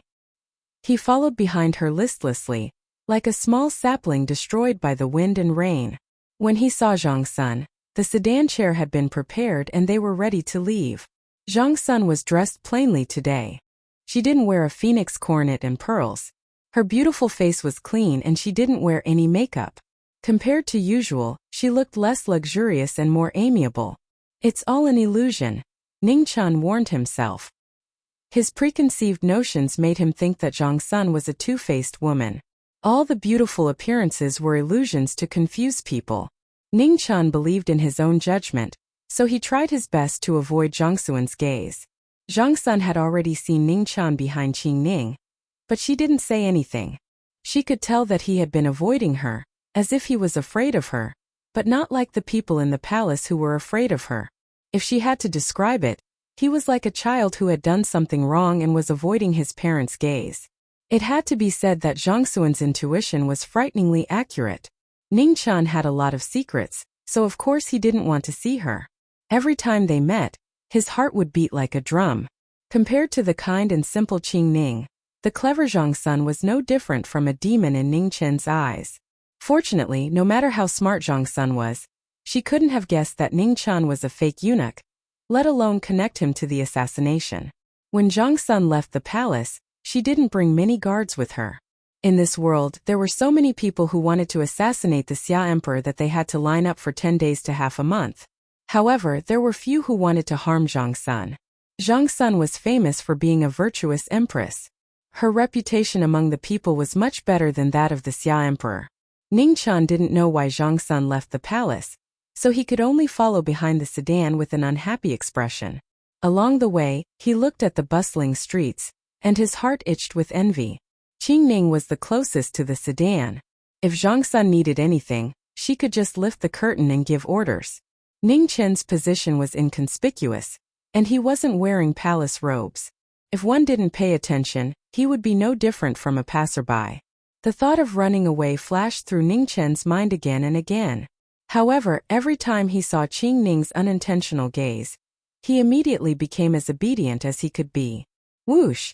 A sudden chill caused Ning Chen's pupils to shrink. He saw 3 arrows flying towards Zhang Sun's sedan from different directions. They came for no reason, just like when they tried to assassinate the Xia Emperor. It was too late to react. Be careful! Before he could shout, a beautiful figure flashed before Ning Chen's eyes. Her clothes fluttered, and 2 of the arrows were swept back. However, it was only a short delay. He couldn't block the 3rd arrow in time. Blood splattered everywhere. It was a shocking failure. Qing Ning couldn't block it in time. She placed herself in front of Zhang Sun's sedan, and the arrow pierced through her body. Blood spurted out and dyed half of the sedan red. Bang! The arrow trembled. It had no more strength to pierce through the sedan.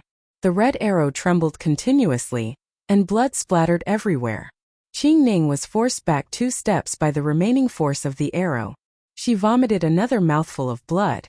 Sister Qing Ning. Ningqian took 3 steps forward and caught Qing Ning, who was about to fall. At that moment she was right in front of him, but she seemed so far away. Hold on. Ningqian's heart ached. He extended his hand to cover Qing Ning's wound, but he couldn't stop the spurting blood.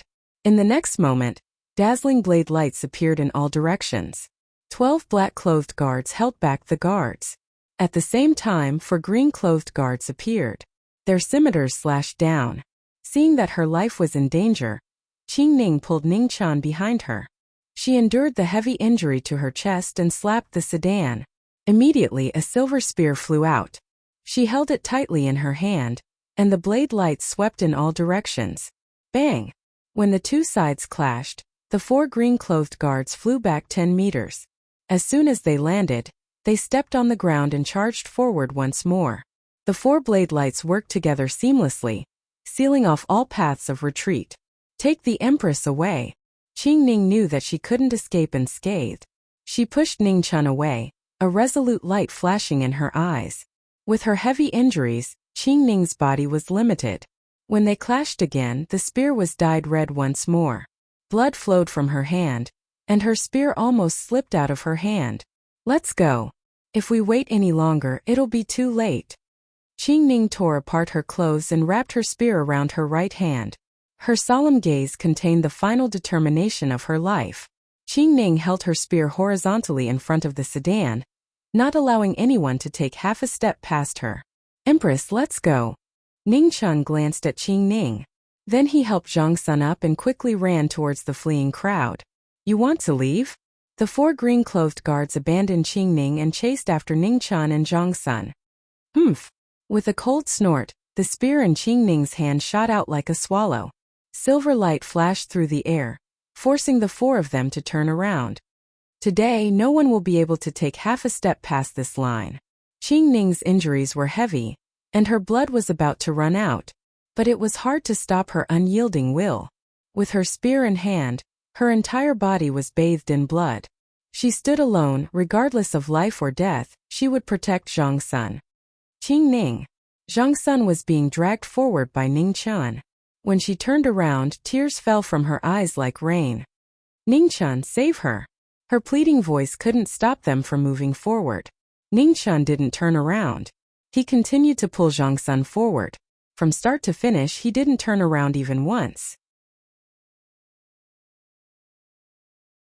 Chapter 8. Every strike of the blood-stained silver spear brought out a large amount of blood. It was the blood of others, but it was also Qing Ning's own blood.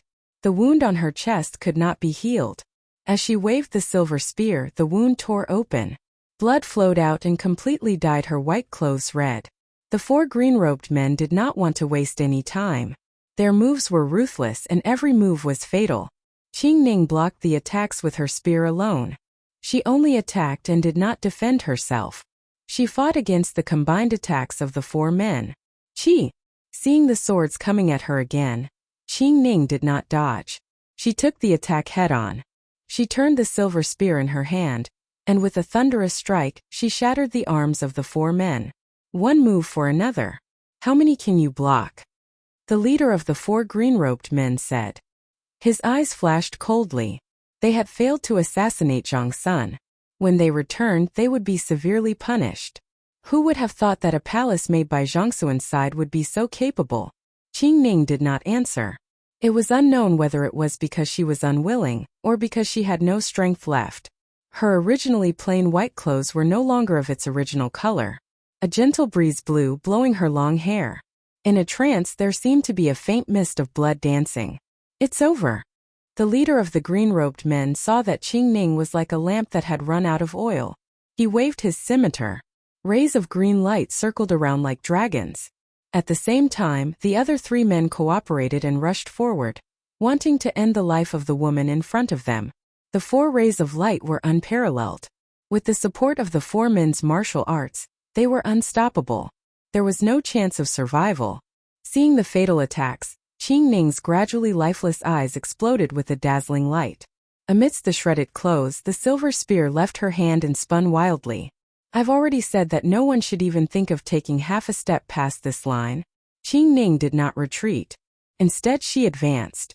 Beside her, the silver spear spun rapidly, stirring up the surrounding wind and clouds, forming a huge vortex. This was the last move. Qing Ning used all her cultivation to protect the line behind her. This was her life's dedication, and also Zhang Xuan's lifeline. Boom! As their moves collided, the heavens and earth shook and dust filled the air. The weapons in the hands of the 5 people were unable to withstand the huge force, and all of them shattered. The shocking power shook the guards and the black-clothed man who were fighting not far away and sent them flying back a few steps. In the aftermath, the 4 green-robed men tasted something sweet in their throats and vomited. Their bodies trembled and they almost lost their balance. Not far away, the beautiful blood-soaked figure still stood tall, leaning against the palanquin. Her eyes gradually lost their luster. Her last glance in this life was filled with gratification. She had defended the line and protected her eldest grandson's life. In this life she had no regrets. Unfortunately, she would never hear that infuriating fellow call her sister Qing Ning again. No! Qing Ning subconsciously turned to look at the source of the cry. Unfortunately, her absent-minded eyes could no longer see the person. Vaguely, she seemed to see a familiar figure reflected in her eyes. In the end, it turned into endless darkness. Sister Qing Ning. Ningchen took a few steps forward to support Qing Ning. His eyes were filled with grief as he glanced at the 4 people standing not too far away. For the first time, intense hatred flashed through his heart. Carefully placing Qing Ning next to the palanquin, Ningchen's left hand finally revealed the copper stove. Taking out a match, he immediately lit up a hemp rope covered in lamp oil at the mouth of the stove. Seeing that the fire was strong, it followed the lamp oil and entered the copper stove. Ningchen swung his hands, then quickly turned around and hugged Qing Ning. In the next moment, a terrifying explosion shook the entire world. The 4 heavily injured men could not avoid it. They were blown away by the terrifying aftermath and fell to the ground. It was unknown whether they were dead or alive. Cough cough. In order to protect Qing Ning, Ningchen had to bear part of the aftermath. Instantly, his internal organs were shaken. Drops of blood flowed from the corner of his mouth. Amidst the smoke and dust, Ningchen did not have time to check his injuries. He carried Qing Ning and ran to the side of the street without looking back. Duan Pharmacy. Zhang Sun stood at the door and kept looking. Although his face was calm, he could not hide the anxiety in his eyes. About half an hour later, Ningchen ran back with Qing Ning covered in blood. Seeing this, Zhang Sun immediately went forward to check. When he saw Qing Ning's miserable state, his eyes immediately turned red. However, Zhang Sun was the empress after all. After a short moment of panic and helplessness, she immediately regained her senses. Only now did she realize that Ningchen's current state was not much better. His clothes were ragged and he was in an extremely sorry state. Come in quickly. Zhang Sun quickly brought Ningchen into the backyard of the pharmacy. Duan Pharmacy was the property of the Zhang Sun family in the imperial city. Moreover, the shopkeeper would report to the Zhang Sun family every once in a while. Before Zhang Sun entered the palace, she had often helped with the family's accounts. Thus, the shopkeeper was not unfamiliar with Zhang Sun. Ningchen carefully placed Qing Ning on the bed. The shopkeeper immediately brought medicine and a white cloth to stop the bleeding. After the bleeding had temporarily stopped, he had time to check her pulse. On the side, Ningchen and Zhang Sun waited anxiously. When they saw the shopkeeper's expression become more and more unsightly, their hearts gradually sank. How is it? Seeing the shopkeeper stand up, Zhang Sun took a step forward and asked anxiously. Lady Qing Ning's internal organs are severely injured. In addition, she has lost more than half of her qi and blood. There is no medicine that can save her. The shopkeeper sighed softly and answered truthfully. No medicine that can save her? At this moment, even someone as calm as Zhang Sun couldn't help but stiffen. She sat down in a daze. Hearing the shopkeeper's answer, Ningchen's heart also fiercely shrank. Suddenly, as if he had thought of something, he took a step forward and took out a small box from his bosom. He hurriedly opened it. This was something that Mu Changshua had given him. It was said that it could save his life. As for whether it was useful or not, he couldn't care so much right now. He stuffed the medicine into Qing Ning's mouth. The medicine quickly melted and disappeared in the blink of an eye. Zhang Sun saw Ning Chen's actions and nervous expression, and a glimmer of hope rose in her heart again. The shopkeeper also went forward to check her pulse again. After a long time he still shook his head and sighed, "It's no good.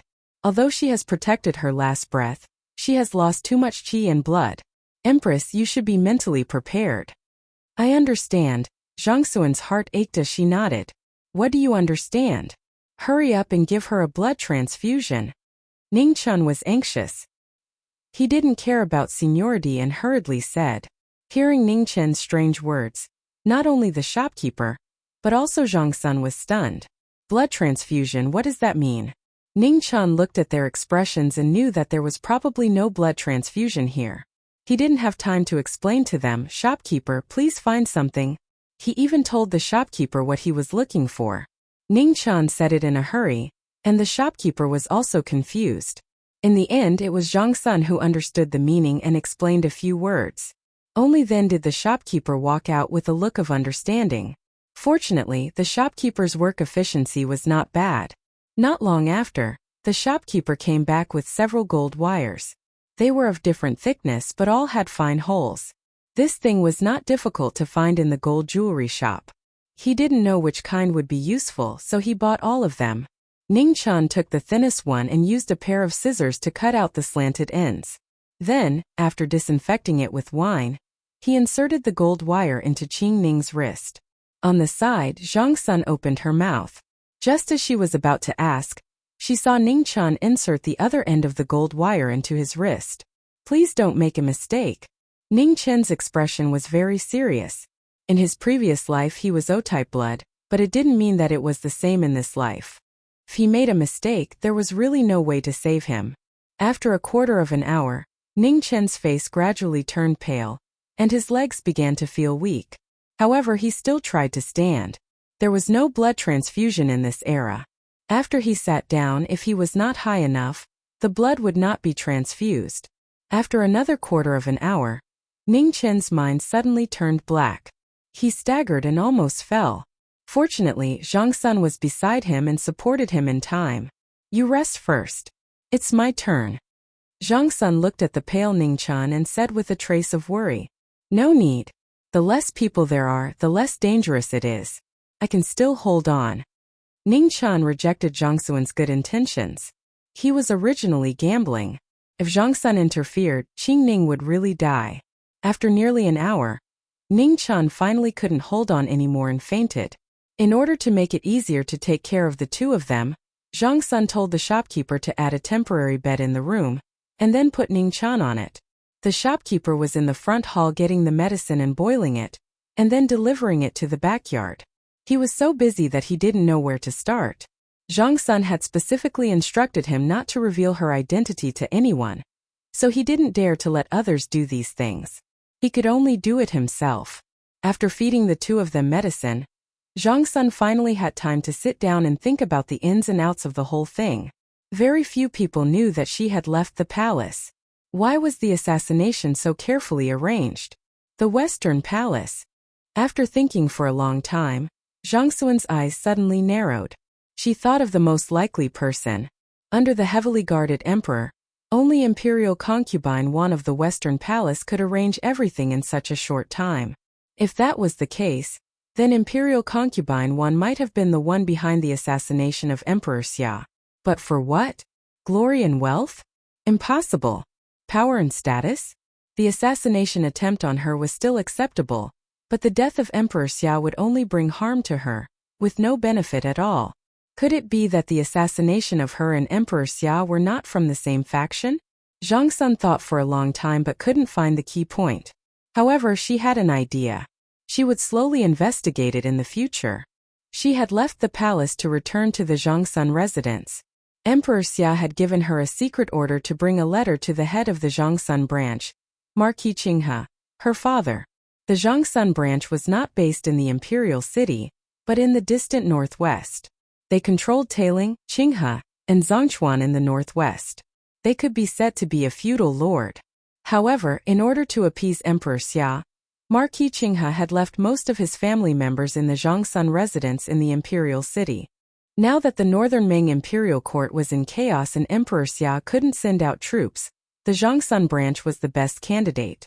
As long as Marquis Qinghe secretly sent more troops to the north, the northern Ming imperial court would have to think twice before sending out troops.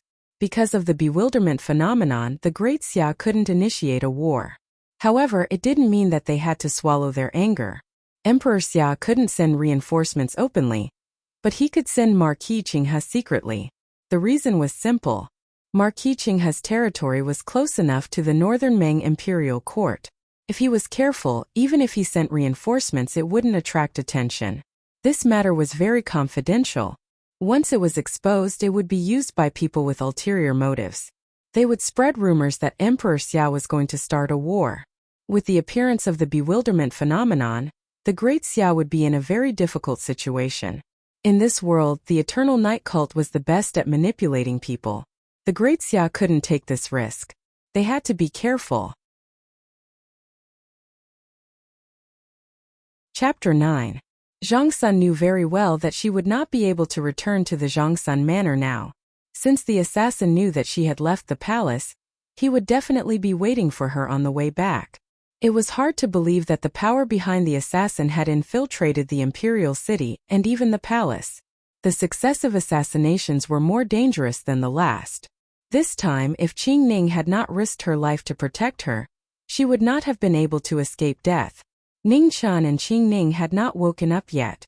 Zhongshan had always felt that Ning Chan was a very special child. She had this feeling from the first time she met him. It was said that it was lonely at the top. Ever since she became Empress Xia, she had experienced this feeling all the time. She did not even know when it started, but even her relatives had a hint of respect when facing her. Qing Ning had been brought up by her and was very close to her. It was because of this relationship that her attitude towards her was more respectful than close. If there were other feelings, perhaps it was more of gratitude. The first time she met Ning Chan, she had been watching a dignified young man running after something. Out of curiosity, she did not disturb him. Who knew that the young man would run into her arms? In the end, she found out that he was chasing a copper coin. From Ning Chen's eyes, she didn't see the kind of flattery, hypocrisy, or even fear that other people had when they saw her. Although there was a trace of guilt, it was obvious that he was a little embarrassed about bumping into her. And after she took his copper coins, this little fellow actually wanted to ask for them back. Later, she had Qing Ning bring Ning Chan to the Weiyang Palace. She knew that if this kind of child was anywhere else, he would definitely cause trouble. But what surprised her was that Ning Chan did not seem to appreciate her kindness. When they met again, she could still remember clearly how reluctant he was. What happened next was even more unexpected. Because of this, she had specially summoned Ning Chan to confirm the truth of the matter. She had seen countless people in her life. If it had been an old man who had lived for decades, perhaps he could have fooled her. But Ning Chan was just a 15 or 16-year-old boy. She could tell at a glance whether he was telling the truth or not. Originally, Antares was not a big deal. But for it to appear at such a delicate time was a big deal. Emperor Xia had already decided to send out his troops. The imperial astronomer knew that Antares was about to appear but chose to hide it. Their goal was even more chilling. Today, when she left the palace to return to Zhongshan Manor, Qing Ning actually dragged Ning Chan along. She was only surprised for a moment but didn't ask anything. What really surprised her was Ning Chen's performance today. From the moment he pulled her and ran away to when he asked the shopkeeper for sulfur and saltpeter in the pharmacy to make something unknown. Later on, she asked the shopkeeper to go to the place where they were assassinated. Half of the street was bombed beyond recognition. When the soldiers arrived, they found a ground full of broken bones. Ning Chen's continuous and unexpected performance surprised her more and more. She even specifically asked the shopkeeper about the blood transfusion for Qing Ning. But the shopkeeper clearly said that he had never heard of blood transfusions being used to treat illnesses or injuries in this world. Even the medical books had no record of it. However, whether she believed it or not, Qing Ning's pulse was gradually stabilizing. It was obvious that she had passed the critical juncture.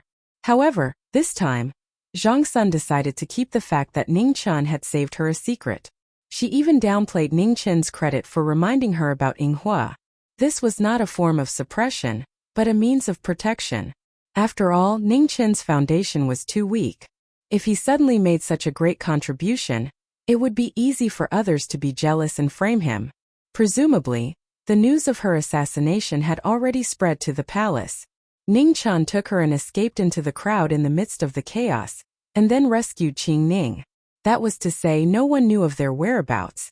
She had once thought of having the shopkeeper go to the Zhongsun residence to report, but then she dispelled this idea. If it was noticed by someone with ulterior motives, it was likely that as soon as the shopkeeper arrived at the Zhongsun residence, someone would come to Duan Pharmacy. Actually, the best person to report to Zhongsun Manor was Ning Chen, because he looked unfamiliar. Unlike the shopkeeper, many people knew his identity as the shopkeeper of Duan Pharmacy. Even if someone noticed, they would not be able to guess where they were staying. Thirsty. At this moment on the bed, Ning Chen's eyes were half open, and he called out in a daze. Hearing Ning Chen's voice, Zhongsun came back to her senses. She went to the table and poured a cup of water. She walked to the bed and carefully helped Ning Chen up, and then brought the cup to his mouth. Ning Chen was in a daze. He did not know that the person in front of him was Zhongsun, the one he was most afraid of. He raised his body slightly, drank a few mouthfuls of water, and then pushed the cup away, turned around and went back to sleep. Zhongsun smiled helplessly. This was the first time in her life that she had served someone like this. Even Emperor Xia did not have this blessing. On the other side, Qing Ning still showed no signs of waking up. After all, she was so badly injured that she would not wake up for a while. Fortunately, this was a pharmacy and there were all kinds of herbs. As long as she was out of danger, she would recover sooner or later. Unknowingly, the sky turned dark and night fell. Zhongsun was worried about Antares. She walked to the window, quietly waiting for the moment to come. At the same time, in the heavenly mandate hall of Emperor Xia's palace, Emperor Xia stood alone in front of the hall, looking up at the sky. His dragon robe fluttered in the wind in the night, and the night was cold and dewy. However, no one dared to come forward and remind him. In the sky in the south, the Heart Imperial star was as bright as before.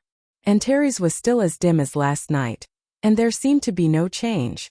However, those who were observant found that the two were really close to each other.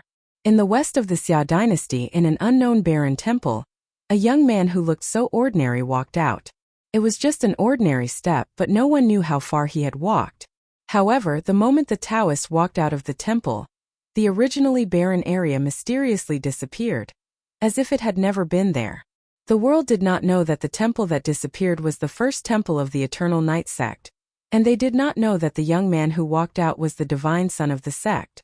Antares guarded the heart, and the mortal world was dark for 100 years. This was the sign of the Eternal Night sect. The same sign appeared in the Gumeng Imperial Court in the north, the Dui Temple in the southwest, and the Tiansong Academy in the Great Xia. At this moment, the most shocking change occurred in the sky. The originally dim Antares suddenly brightened rapidly, and the two stars competed with each other, filling the sky with red. The will of the heavens. In the Duke of Grand Awareness's residence, the imperial tutor looked at the sky and sighed softly. The star of calamity was a sign that a great disaster was coming. This time, even the Great Xia would not be able to avoid it. Grand Awareness, you're too much. Amidst the light laughter, a gorgeous figure walked over. She looked to be about 30 years old and her face was like jade. It was one of the three dukes, Duke Shiyu. Good friend, you didn't come here so late just to mock the Grand Awareness, did you? The imperial tutor glanced at the former and said indifferently, I know that my good friend must be in a bad mood tonight, so I came to accompany you to soothe your mood. Duke Shiyu replied with a light laugh. Oh, then I must thank you, Grand Awareness, the imperial tutor said. Oh, you're welcome, Duke Shiyu smiled. You're almost 100 years old, but you're still so shameless, the imperial tutor mocked. Well said. Duke Shiyu replied with a smile. That night the world was in chaos. Everyone's attention was attracted by the two red stars in the sky. In the heavenly mandate palace, Emperor Xia felt waves of weakness wash over his body. Some observant people noticed that in the sky above Emperor Xia's palace, the unshakable true dragon's fate was rapidly weakening. The invincible Emperor Xia was finally no longer unbreakable. The divine prefecture was truly about to change. Fate was an indescribable trend.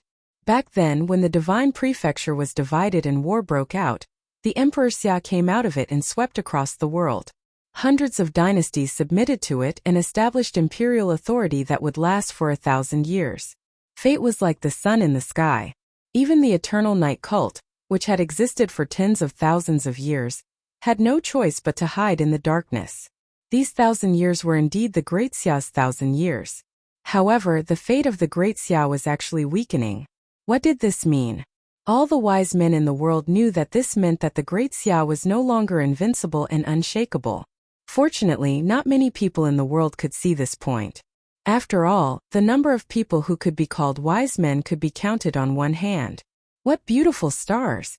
In the inner courtyard of Duan Pharmacy, just as Zhang Sun was frowning and thinking about a solution in the future, Ning Chan, who was supposed to be lying on the bed, was lying by the window after secretly checking on Qing Ning's condition. He was bored and wrapped in a quilt, lying by the window and looking at the stars leisurely. Zhang Sun was speechless. Only this guy could say something like this at this time. However, Zhang Sun had to admit that, putting aside the significance of Antares guarding the heart, the scene of the two stars competing and the blood-red sky was indeed very beautiful. Zhang Sun suddenly remembered that yesterday, Ning Chan had secretly climbed onto Qing Ning's roof to look at the stars and reminded her of Antares. This guy seemed to be very fond of looking at the stars. Ning Chan, do you like to look at the stars? Zhang Sun asked curiously since she had nothing to do. Yes, Ning Chan answered while counting the stars. You're not 16 years old yet, are you? Yes. Your home is not in the imperial city, is it? Yes.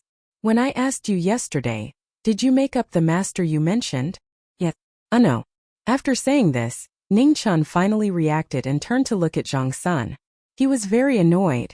As expected, the older the ginger, the spicier it was. Compared to Zhang Sun, his little bit of experience wasn't enough to warm up. Zhang Sun glanced at the guilty Ning Chan and slowly said, since you saved this consort in Qing Ning today, this consort won't make a fuss about this matter. You've also made 2 great contributions.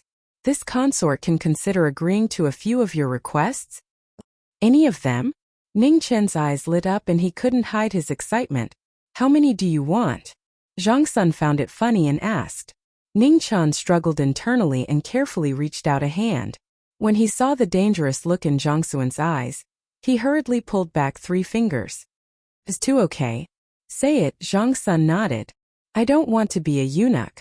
I want to leave the palace. Ning Chen's eyes lit up. After brewing for so long, he finally had a chance to escape. Zhang Sun was stunned. She didn't think that Ning Chen's request would be this. After thinking about it for a while, she shook her head and said no. Ning Chan was very anxious and jumped off the bed to argue. A gentleman's words cannot be taken back. Nyang Nyang, you're the empress. You can't go back on your words. Zhang Sun didn't get angry at Ning Chen's defiant questioning. She calmly replied, this consort is a woman, not a gentleman. Also, this consort only said that she would consider agreeing, not that she would definitely agree. Ning Chan was so angry that his face turned white and he couldn't say anything. He sat down on the bed with a thump and sulked to himself. This is invalid. You still have 1 more chance to make a request, Zhang Sun reminded. No more. Ning Chen's mood was very bad. He turned and crawled under the blankets to cover his head. There's no rush. If you remember anything, tell this consort again. Zhang Sun was in a good mood when she saw Ning Chan suffer. Woo! 2 woo-woo sounds came from under the blankets. It sounded like a response, but it sounded more like a silent protest. Chapter 10. In the northern plains under the starry night sky, a delicate woman stood quietly. Her beautiful face was sickly pale. As the night wind blew, she coughed lightly from time to time. Her delicate appearance made one's heart ache. Has Emperor Xia ordered the troops to be deployed? The woman asked softly. No. Beside the woman, an armored general respectfully replied. The general was very young. His gaze towards the woman was filled with admiration and reverence. It was not intense, but it could not be concealed. Heaven's will. The woman glanced at the 2 blood-red stars in the sky and coughed a few times. Soon after she sighed softly. Someone has interfered in the end. It's a pity that a hidden chess piece has been set up for a long time. The young general did not say anything. He stood beside the woman. He knew that as long as the military advisor was here, the northern Ming royal court would eventually break through the Central Plains defense line.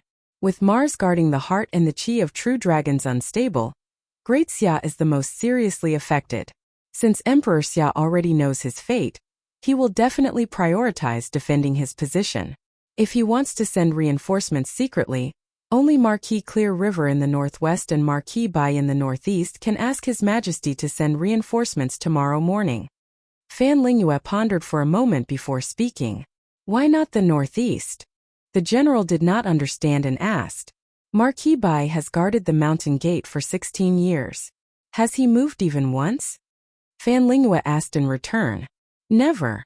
Then he won't this time either. Fan Lingyue did not intend to explain further. Her eyes looked into the distance. There was a hint of tiredness in her calmness.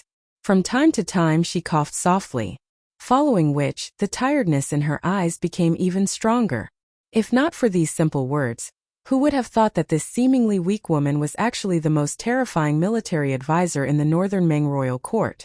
7 years ago, she was the one who single-handedly controlled the northern Ming royal court's coup d'état, allowing the northern Ming royal court to achieve unprecedented unity in the following 7 years. Unfortunately, the limited land and barren resources limited the northern Ming royal court's continued development. This caused the northern Ming royal court's development to slow down significantly in the past 2 years.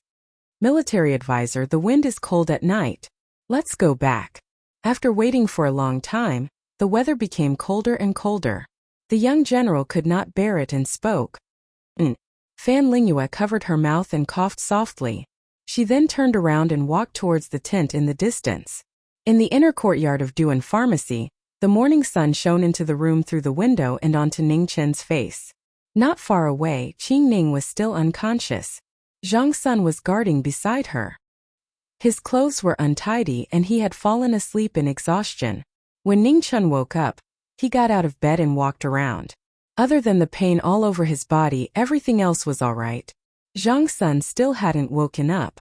Her brows were slightly furrowed, and her tired look made Ning Chen's heart ache. He carefully covered her with a piece of clothing, and then gently pushed the door open and went out. The shopkeeper had been waiting outside for a long time. When he saw Ning Chen come out, his eyes lit up and he hurried over. "Sir," the shopkeeper said. Just as he was about to ask Zhang Sun if he had any arrangements, he saw a series of intense reactions. "You are the father-in-law. Your entire family is a father-in-law." Ning Chen immediately interrupted the shopkeeper's words as if someone had stepped on his tail. Pay, what bad luck. Then how should I address you? Oh no, how should I address you? Shocked by Ning Chen's intense reaction, the shopkeeper asked cautiously. Ning Chen. Oh, then may I ask, Brother Ning, does the Empress have any orders? The Empress hasn't woken up yet, so how would I know? Ning Chen replied gloomily. He also wanted to know. Mercilessly pushing the shopkeeper to the side, Ning Chen walked into the courtyard and began practicing Taiji, causing the shopkeeper behind him to stare blankly. Brother Ning is truly a strange person. Undeserved reputation. Brother Ning is too modest. Well said. Ning Chen, come here. Not going. After saying this, Ning Chen felt that something was off. When he turned around and saw that it was Zhang Sun who was calling him, he immediately broke out in cold sweat. He stopped practicing and ran over. Empress, what orders do you have? Return to the room. I have something to tell you. Zhang Sun didn't care about Ning Chen's lack of manners. She knew that if she did, she would die from anger sooner or later. After entering the room, Zhang Sun looked at Ning Chen with an unprecedentedly serious expression. Ning Chen, I have something to tell you. Seeing Zhang Sun's expression, Ning Chen's heart skipped a beat. He understood that there was something troublesome for him to do. Think of a way to enter the Zhang Sun estate. Once you see the Marquis of Taiping, tell him that this consort is here. Remember, you have to see the Marquis of Taiping. No one else is allowed. This was an important matter, so Zhang Sun couldn't help but have misgivings. She couldn't guarantee that there weren't any spies in the Zhang Sun estate, so she could only be extremely careful. The Marquis of Taiping was her older brother, and also the leader of Jiangsuan's branch in the imperial city. He definitely knew that something had happened to her by now, and was searching everywhere for her. If there's a chance, run. Hearing Jiangsuan's orders, Ning Chen's first reaction was to take the opportunity to leave. However, when he saw the still unconscious Qing Ning and Jiangsuan's trusting gazes, he immediately felt a bit embarrassed. I'll try my best. Ning Chen felt conflicted and replied vaguely. Jiangsun frowned. She was clearly very dissatisfied with this answer. Ning Chen sighed inwardly and didn't delay any longer. He raised his head to look at Jiangsun and said seriously, "Don't worry, Empress. As long as I'm still alive, I'll definitely deliver the message." Hearing Ning Chen's promise, Jiangsun finally relaxed and her expression softened slightly. She took out a crescent-shaped jade pendant from her waist and handed it to Ning Chen. "Take this. Once the Marquis of Taiping sees it, he'll believe you." After taking the jade pendant, Ning Chen suddenly said without any warning, "Empress, if I don't return before sunset, take Qing Ning and go somewhere else." Jiangsun froze, confusion filling her eyes. She didn't understand. Ning Chen cracked a smile and said, "I'm scared that if I get caught, I won't be able to withstand the torture and will give you up." "Ha!" Jiangsun laughed involuntarily, then replied, "It's fine. This consort doesn't expect you to be able to withstand any torture.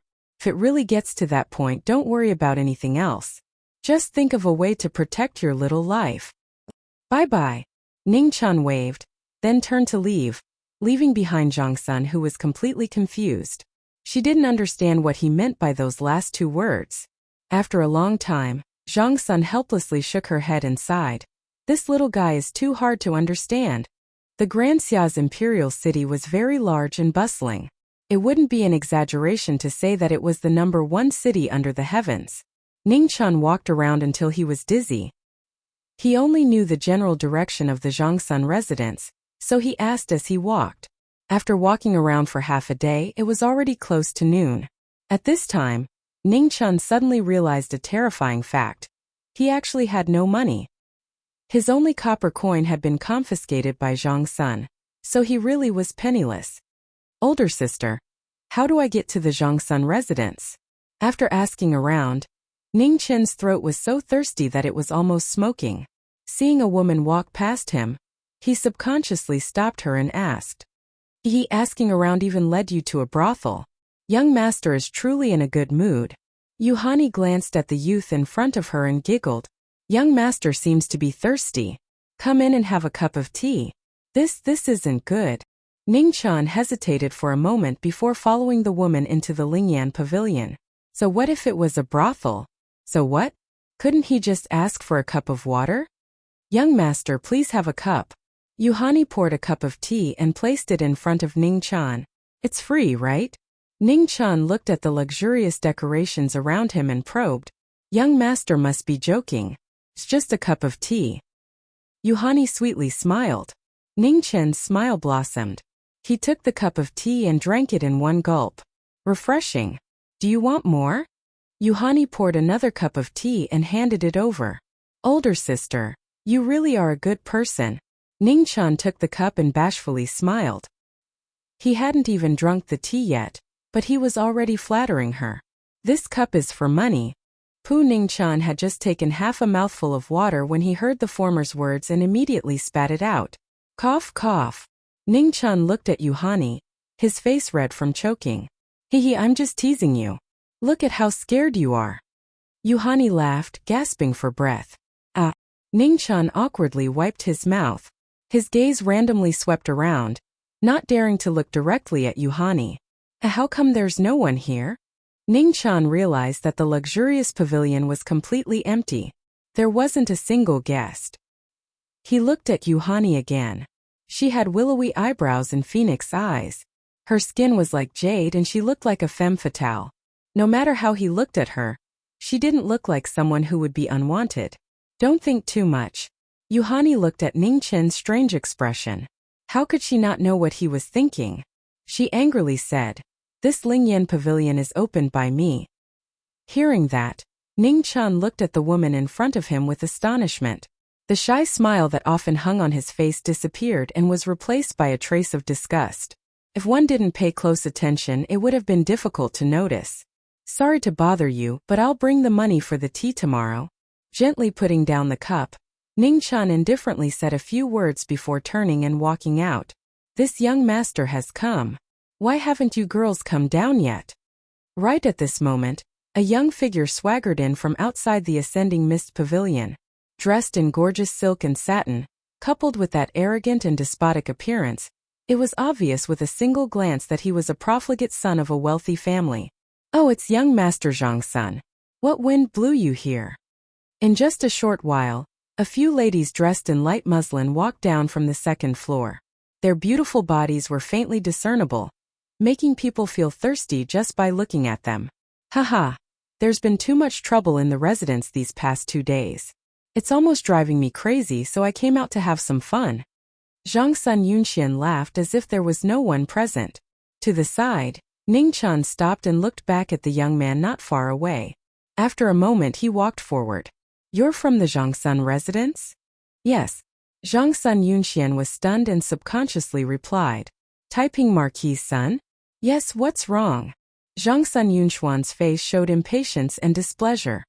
Oh, what a coincidence. Ning-chan coldly laughed and immediately kicked the former's abdomen. In front of everyone's eyes, Zhang Sun Yunxian crashed into the table with a bang, spilling tea all over the floor. At this moment, not only were the women who had just come down stunned, but even Yuhani, who was closest to them, couldn't react. You're courting death. Do you know who I am? Do you know who my father is? Zhang Sun Yunxian was so angry that his brain couldn't function properly after being kicked. He struggled to get up. I know your father is Taiping Marquis. You just said it. Ning-chan coldly snorted. It turned out that relying on one's father was so popular at this time. Zhang Sun was suffering outside and had almost lost his life, but this guy was still in the mood to go to a brothel. He really was a cruel and unscrupulous thing.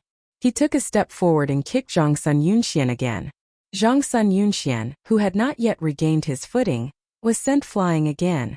He crashed into the table and chairs, shattering the cups and plates on the floor. This kick is to punish you for being heartless. Ning-chan once again walked forward and looked at Zhang Sun Yunxian on the ground.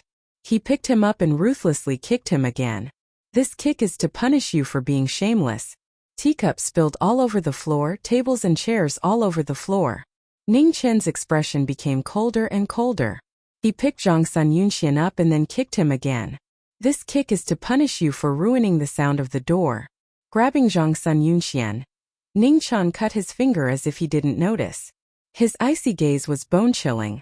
This final kick is to let you remember that when we meet again in the future, don't humiliate Zhang Sun Ming. With a bang, tables and chairs were smashed. Broken pieces of wood and blood covered the ground. Everyone was so shocked that they couldn't say a word. The atmosphere instantly turned cold. Several women looked at Ning-chan with a trace of fear and unconsciously took a step back. Sister, can I borrow some brush and ink? Ning-chan walked in front of a woman and smiled brightly. Yes, yes. The woman took another step back in fright. She hastily nodded and then ran up the stairs. Not long after, she timidly walked over with ink and carefully handed it to Ning-chan. Thank you. Ning-chan took the brush and ink and smiled even more brightly. If it weren't for the previous scene, who would have thought that this seemingly harmless youth was actually a living devil? Chapter 11. Zhang Sun Yunxian half fainted from the pain, curled up on the ground and kept trembling. Ning-chan stepped forward and immediately thought of something. He looked sideways at the woman who gave him the ink and said, Sister, the ink won't be washed off, right? The woman's delicate body trembled subconsciously, and she said with fear, No, this is Qian Yan ink. Hearing this, Ning-chen's eyes lit up, and his smile made people shudder. Not far away, Yuhani frowned, but she did not intervene. The boy in front of her knew Zhang Sun Yunxuan's identity, and still dared to be so unscrupulous. Either there was something wrong with his head or his background was amazing. There was one more thing. She still did not understand why there was a flash of disgust in the former's eyes. Was it directed at her or Lingyan Pavilion? All kinds of doubts made Yuhani choose to stay out of the matter for the time being. As long as no one died here, the storm would not involve Lingyan Pavilion. Ning Chen squatted down with his back to them. A moment later, two crooked words appeared on Zhongsun Yunchuan's face. Looking carefully, one could barely recognize the words, Zhongsun. Then Ning Chen silently took out the moon-shaped jade pendant given to him by Zhongsun, dipped it in ink, and fiercely imprinted it on the boy's forehead. Why haven't the government and Zhongsun mansion people arrived yet? After doing all this, Ning Chen looked outside. Except for more and more people at the door, there was not a single shadow of the soldiers. He could not help but complain about the efficiency of the government. The young Marquis of Zhongsun Mansion was beaten. This news must have spread. It would not be long before the people of Zhongsun Mansion and the government arrived. May I ask young master's identity? At this time Yuhani came forward and asked politely. No time. Ning Chen coldly glanced at the former. He really did not want to suppress the disgust rising in his heart, so he said in a bad tone. Prostitutes should not be blamed. The ones who should be blamed were these beautiful but ruthless brothels and schools. Yuhani's breathing stagnated, and her face changed again and again. However, the situation was unclear, so she could only suppress her anger and said calmly, I don't know how Yuhani offended young master. Please tell me. Facing Yuhani's question, Ning Chen did not even have the interest to answer. He turned to the woman who gave him the ink and brush and handed it back. He grinned and said, Thank you, sister. No need to thank me. The woman took the brush and ink fearfully and said nervously. The woman's fear made Ning Chen feel helpless. Wasn't he a little too violent before? Ning Chen's self-doubt only flashed for a moment before it disappeared without a trace. It wasn't his fault. It was Zhongsun Yunchuan's bad luck that was too disappointing. He picked up a chair and sat down in an ostentatious manner. Then, he poured himself a cup of tea and drank it as if there was no one else around. It had only been a short while and he was already thirsty. It seemed that beating people up was a tough thing to do. Yuhani and the other women looked at this master and didn't know how to deal with him. They could only wait for the government to deal with him. Out of the way, out of the way. It didn't take long for the people from the government to arrive. When the leader saw Zhongsun Yunxian, who had fainted from the beating, he felt a headache coming on. This was the only son of Marquis Taiping, and the nephew of Empress Zhongsun. How could he be beaten up like this? Looking at the sir who was sitting at the side as if nothing had happened, the officers felt that they were in a mess. Take him away. The leader of the officers gritted his teeth and shouted. They couldn't care so much now. They could only take one step at a time. If this person was really someone with a great background, there would be people above him. When Ning Chen saw that the officers had finally come, it was as if he had seen his relatives. He didn't need anyone to grab him and he stood up to greet them. The people who were already in a mess suddenly felt that their brains weren't enough. Not long after they arrived at the government, the people from Zhongsun Mansion arrived and took Zhongsun Yunxian away. Ning Chen was naturally thrown into the prison to wait for his punishment. It was the first time in Ning Chen's life that he was in prison. Because he knew that he would be out soon, he didn't have any worries in his heart. Bored, Ning Chen sat in the prison and used a small wooden stick to draw a chessboard on the ground. He played chess with himself. At first he played quickly, but gradually there were more and more chess pieces on the chessboard. Every move slowed down.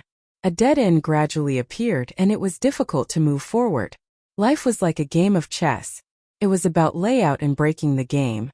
No matter how slow Ning Chen's mind was, he understood that he had accidentally broken into someone else's game. If he couldn't break through, he would be trapped in the dead end. Ning Chen frowned more and more. He looked at the chessboard and thought about every move. Why would someone be so eager to assassinate Zhongsun? If something happened to Zhongsun, who would benefit? He had been in this world for too short a time and didn't know many things. But everything was connected.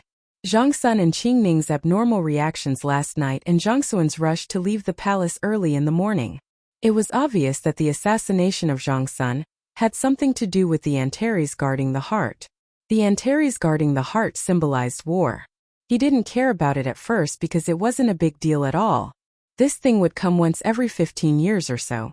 Sometimes it was obvious, sometimes it was weak. If the foundation of Xia Kingdom was shaken because of this, then the thousand-year dynasty would have been destroyed many times over. If so, why would Zhang Sun have such a big reaction? Ning Chan sighed softly and threw away the wooden stick in his hand. If he guessed correctly, Zhang Sun most likely came out with a secret order from Emperor Xia, and it was a secret order that couldn't be known to the world. It was related to the Antares guarding the heart, and it couldn't be known to the world. The result couldn't be more obvious.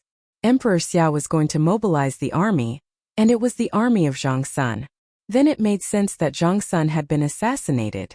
Someone had guessed Emperor Xia's intention, and even guessed the time when Zhang Sun left the palace. They wanted to use the assassination of Zhang Sun to create a rift between Zhang Sun and Emperor Xia, and delay the time to mobilize the army. Thinking of this, Ning Chan couldn't help but feel a chill down his spine. If everything was true, then the scheming of the person who set this up was too scary. He could see so much because everything had already happened. There were all kinds of signs, so it was much easier to speculate. But the person who set this up had predicted all the things that hadn't happened and played into the game. The calculation involved was not something an ordinary person could do. Unfortunately, he was dragged into the game by Qing Ning, and couldn't escape even if he wanted to. If possible, Ning Chun didn't want to face such a scheming person. If he wasn't careful, he would die without knowing why, and he wouldn't even have a chance to struggle. The only thing he could do now was to save Zhang Sun first, and then carefully deal with the person behind this. Fortunately, the game wasn't targeted at him. As a bystander, as long as he didn't carelessly enter the game, he wouldn't be as embarrassed as he was today. It's about time. Ning Chan stood up and looked at the door of the cell. It should be about time. Within the Zhang Sun residence, Marquis Taiping's study, Zhang Sun Yunxian knelt on the ground in fear. A middle-aged man with a cold expression stood in front of the desk. The veins on his clenched fists popped out, showing just how furious he was. Bastard! Marquis Taiping slammed the desk. In his fury, he grabbed the inkstone on the desk and threw it out. Bang! The inkstone struck Zhang Sun Yunxuan's forehead, causing blood to splatter. To the side, a beautiful middle-aged woman went up and hugged her son with a pained expression. She glared at Marquis Taiping. Marquis, your son has been beaten. It's fine if you don't stand up for him, but do you want to beat him to death? Shut up. Marquis Taiping's fury soared. The air around him trembled, and he pressed down on the desk with his hand, causing it to shatter. I don't hit women, but that's not a reason for you to be so impudent. Scram. With that, Marquis Taiping waved his sleeve, sending her out of the study.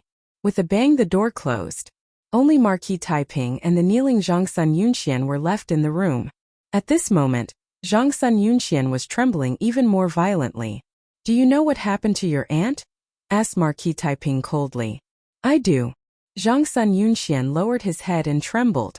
The entire residence is looking for your aunt. Do you know? Marquis Taiping's voice was even colder. I know. Good, very good. Hearing this, Marquis Taiping could no longer suppress the anger in his heart. He took a step forward and slapped Zhang Sun Yunxian in the face. With a bang, Zhang Sun Yunxian was sent flying 5 steps away until he crashed into the screen. Marquis Taiping's slap was merciless. He could tolerate anything, but this was the only thing he could not tolerate. Zhang Sun Yunxian landed on the ground and vomited a mouthful of blood. He trembled, not even daring to cry out in pain. Reflect on your actions in the study. Without my orders, you are not allowed to take half a step out. With that, Marquis Taiping walked outside. When he saw the angry woman at the door, his eyes turned even colder. If you dare to let him out without permission, or if he takes half a step out of this room himself, you know the consequences. The Zhang Sun estate is not a place that can tolerate just anyone. Not even my wife and son. The woman trembled with anger, but she did not dare to say anything else. She knew that Marquis Taiping would definitely do what he said. An hour later, the door to the prison creaked open. The two people's eyes met for the first time. Marquis Taiping and Ning Chan, two people who should not have interacted with each other, stood facing each other. No one could see any emotion in their calm gazes. What's your name? Asked Marquis Taiping after some time. Ning Chen, a young hero, praised Marquis Taiping, not hiding the admiration in his voice. Lord Marquis is too kind, replied Ning Chan modestly. What a pity. Marquis Taiping suddenly sighed. Although one did not ask where a hero came from, in truth, where they came from determined how high a hero was. Ning Chun was not moved. He knew what Marquis Taiping meant by what a pity, but that was not important to him. Is the Empress okay? Marquis Taiping walked up and asked seriously. She's fine, replied Ning Chun. Let's go. Take me to see the Empress, said Marquis Taiping. Just you. This time it was Ning Chun's turn to be shocked. Marquis Taiping smiled and replied, I alone am enough. These simple words did not have any fluctuations in them. They were so calm that it made one feel like he was just stating a normal fact. As one of the 10 strongest marquises in Great Xia, the word Taiping was more important than Mount Tai. The Zhongsun bloodline, 1 family and 2 marquises, not only symbolized the grace of the imperial family, but also their strength that made people look up to them. In the study room of the Zhongsun manor, Zhongsun Yunxian struggled to get up. On his blood-stained face, the word Zhongsun could still be seen clearly. In the next moment, intense coughing sounded out. It was heart-wrenching, and the hair above his eyebrows flew up. It was like a crescent moon mark had appeared. It was as black as ink and unusually eye-catching. Chapter 12. In the inner courtyard of Duan Pharmacy, Zhang Sun sat by the bed and looked at Qing Ning, who still hadn't woken up. A faint sadness flashed across her beautiful face.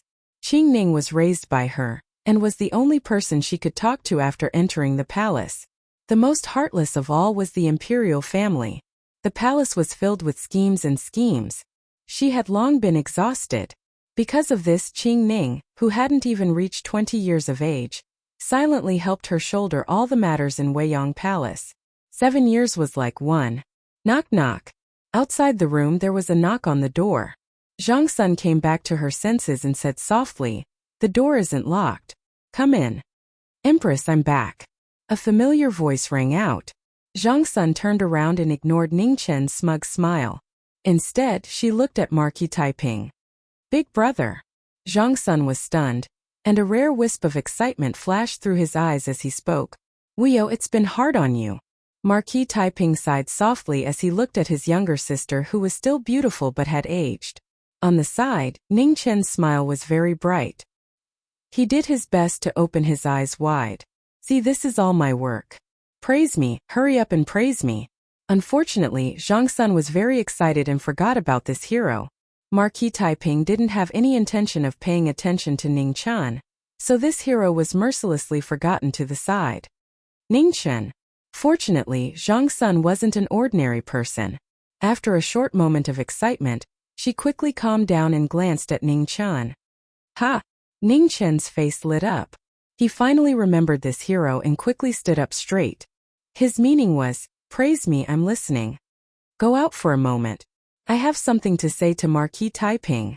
Ning Chen ran out with tears in his eyes. His heart was broken like tofu. This child is not bad. Marquis Taiping weighed the pros and cons and finally decided to remind Zhang Sun. He was quick-witted and daring, but he didn't lose his composure. He was a good seedling. If he was nurtured well, he would definitely become someone who could hold his own. Zhang Sun glanced at Marquis Taiping in surprise. There weren't many people who could receive such praise from his big brother. They could be counted on one hand. Marquis Taiping briefly recounted what had happened today. Hearing this, Zhang Sun nodded inwardly. Marquis Taiping's quick wit was indeed extraordinary. While praising him, he could not help but lament his nephew's incompetence. Yunxian is still young. It's okay to punish him, but don't hurt the relationship between father and son. For some reason, Zhang Sun deliberately stopped talking about Ning Chen and changed the topic. The Marquis of Taiping nodded and said, I have my own plans on this matter. Wuyo, why did you leave the palace this time? You actually allowed yourself to fall into such great danger. This is not in line with your usual rigorous style of doing things. We have no other choice. Zhang Sun sighed softly. You must know that the northern border is in danger. The northern Ming royal court is no longer what it used to be. Emperor Xia's wish to send troops is hindered by the will of heaven. Now, only my father, who is in charge of the northwest, can secretly send reinforcements. Although I heard about it, I did not expect the northern Ming royal court to become such a huge problem. The Marquis of Taiping's heart was heavy. The barbarian land of the past had now become a thorn in the back of Great Xia. It was truly unexpected. Most of the officials in the court still have the impression of the northern Ming royal court from 10 years ago, so they do not care much about it. Unfortunately, the will of heaven plays tricks on people. It was not easy for Emperor Xia to go against the opinions of the masses and decide to send troops, but it was suddenly disrupted. Zhang Xuan's heart was abnormally heavy. If they missed this opportunity, who knew what kind of price Great Xia would have to pay? But without a doubt, this price would be unbearable. The northern Ming royal court had been building up their troops in recent years, and their intentions were clear. The soldiers of Great Xia at the northern border were no longer enough to defend against the northern Ming cavalry. The matter of sending troops could not be delayed. In the end, the existence of the Eternal Night Cult is the greatest source of calamity. This organization that has existed for thousands of years controls the faith of the world. Its influence is truly terrifying. The Marquis of Taiping was not a mediocre person. Naturally, he could guess the reason why Emperor Xia did not send troops. Although Great Xia was strong, it was not strong enough to be the enemy of the entire world. Sending troops now would give the Eternal Night Cult the best excuse to push the world to attack Great Xia. The most terrifying thing was that this was probably just the beginning. The existence of the Northern Ming Imperial Court and the Eternal Night Cult had tied up too much of Great Xia's energy, and they had no time to care about other things. Some of the forces that had submitted to Great Xia in the past might very well surface one by one. Great Xia, who had sat in the Central Plains for thousands of years, had been invincible for too long. Without a doubt, they had become the target of everyone. Those who were tempted to make a move were just waiting for an opportunity. The Central Plains were prosperous and rich, and it was like a piece of fat meat that everyone wanted to take a bite out of. Now that Great Xia had a strong military deterrence, no one dared to be the first to take a bite out of it. However, if the world attacked Great Xia, these hidden powers would definitely reveal their fangs. Wuyo, I'll send you back to the palace first. Time was of the essence, and Marquis Taiping made a prompt decision. The earlier he sent reinforcements to the north, the earlier Great Xia's crisis would be resolved. There was not much time left, and there was no room for hesitation. An hour later, the carriage was already waiting in the courtyard. As the coolie, Ning Chun was naturally in charge of carrying Qing Ning into the carriage. Shopkeeper uncle, don't forget to return the money for the tea at the Lingyan Pavilion tomorrow. Once I get my salary, I'll return it to you. Before leaving, Ning Chun was still unwilling to leave. After nagging for a while, he noticed that Zhang Xuan's expression was not right. Only then did he reluctantly follow Zhang Sun back to the palace. By the time Zhang Sun and Ning Chun returned to the palace, the sky was already as dark as it could get. Since it was inconvenient for Marquis Taiping to enter the palace, he left after sending Zhang Sun to the palace gates. What's going on? After entering the palace, Zhang Sun and Ning Chun both noticed that the atmosphere in the palace was not right.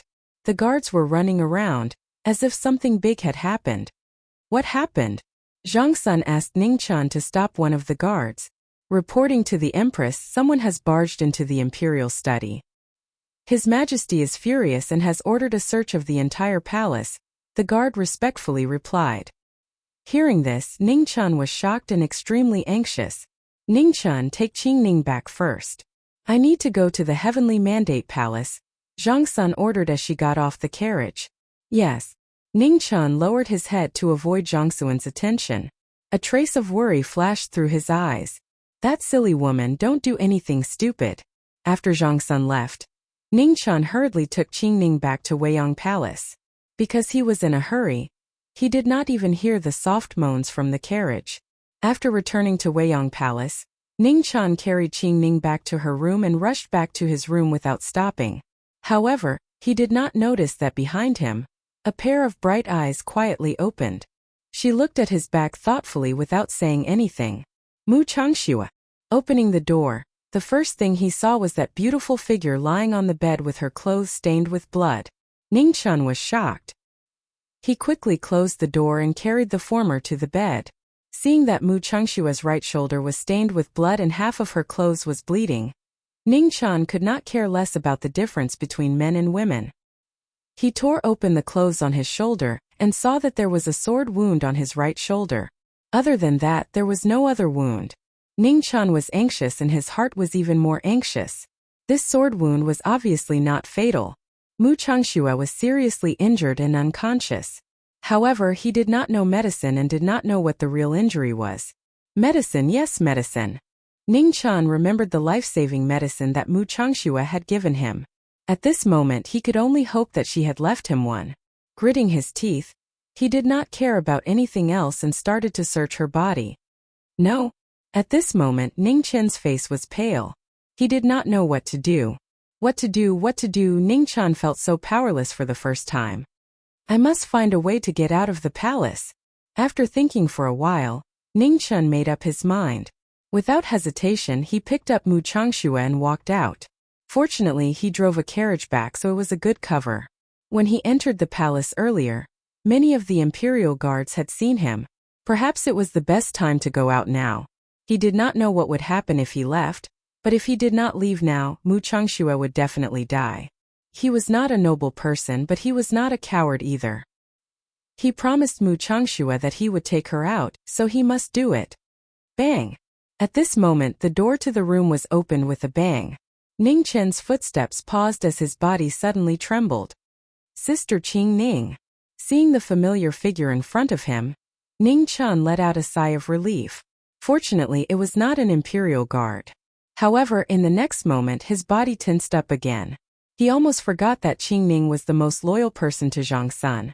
Compared to the imperial guards, she was more dangerous. Why are you here? Ningqian thought for a while and did not feel that he had exposed himself. Moreover, Qing Ning had been unconscious the whole time, so it was impossible for her to notice anything. You are not a careless person.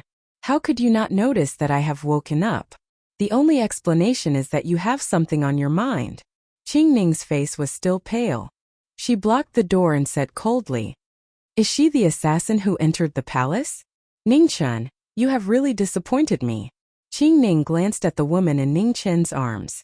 Her eyes gradually turned cold. She did not expect that the assassin that the imperial guards could not find was actually hiding in Weiyang Palace. She was too careless. Ningqian sighed deeply. He knew that it was useless to explain further. He took 2 steps back and pulled the rope beside the bed. Immediately, the door closed with a bang and a rope net fell down silently. Qing Ning felt that something was wrong and wanted to dodge. However, she felt that her chest was blocked and her breathing was not smooth. Her steps slowed down and she was caught by the rope net. Ningqian did not expect that the trap he set would be used on Qing Ning one day. Fortunately, Qing Ning had just woken up and even moving was difficult for her. Otherwise, this small trap would be useless. Sister Qing Ning, I am sorry. Ningqian put Mu Changxue down and immediately walked forward to tie Qing Ning's hands and feet and sealed her mouth.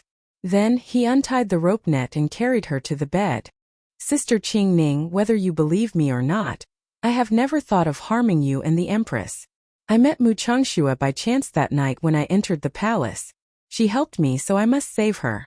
This is what I promised her. I will not break my promise. Ningqian covered Qing Ning with a thin blanket and talked endlessly. He knew that after he left, they might never have the chance to meet again. He had only been in this world for a few days. Qing Ning was the person who treated him the best. He did not want to hide anything from her, but he also did not want to lie. After doing all this, Ningqian carried Mu Changxue and walked out. Before he left, he looked back one last time. As his eyes met, he smiled brightly and said, "Finally, I have something to say, but I did not dare to say it. Sister Qing Ning, you are so fierce. Let's see who will want you in the future." The door closed and Ningqian left. On the bed, Qing Ning stared at the door. Her tense body slowly relaxed.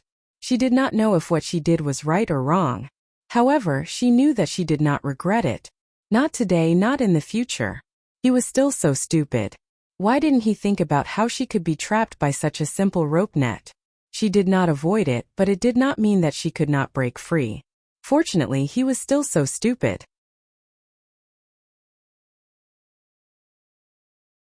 Chapter 13. Outside the Weiyang Palace, it was brightly lit. Groups of imperial guards were patrolling the palace.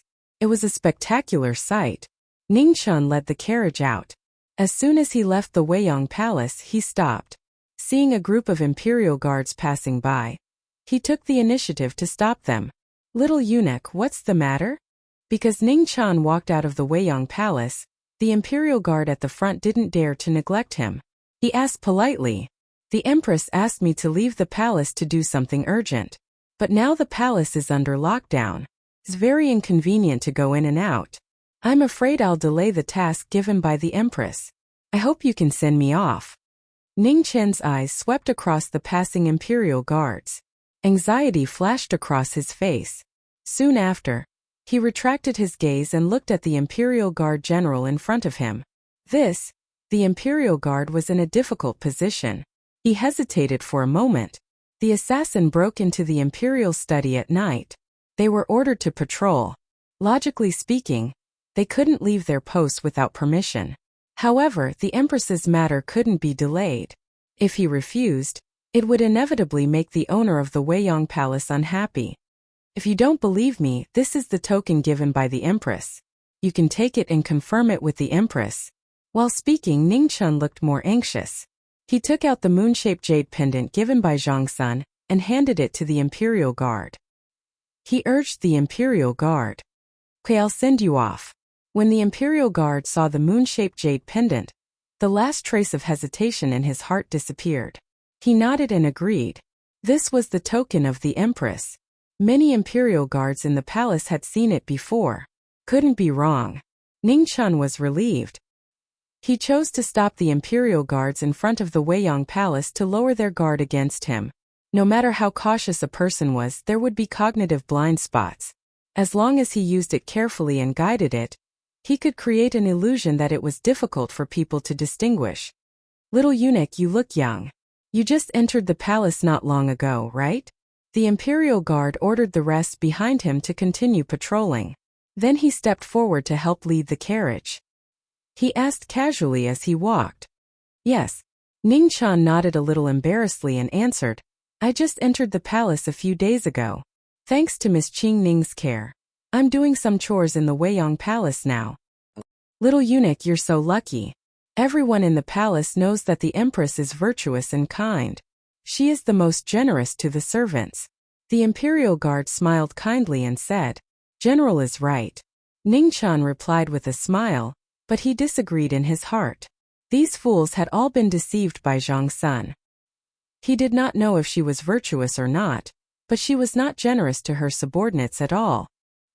He had been deceived by Zhang Sun several times. Otherwise, he would have been enjoying himself outside the palace and would not have had to run away in the middle of the night. "Oh, isn't this little Ningxi? Where are you going so late at night?"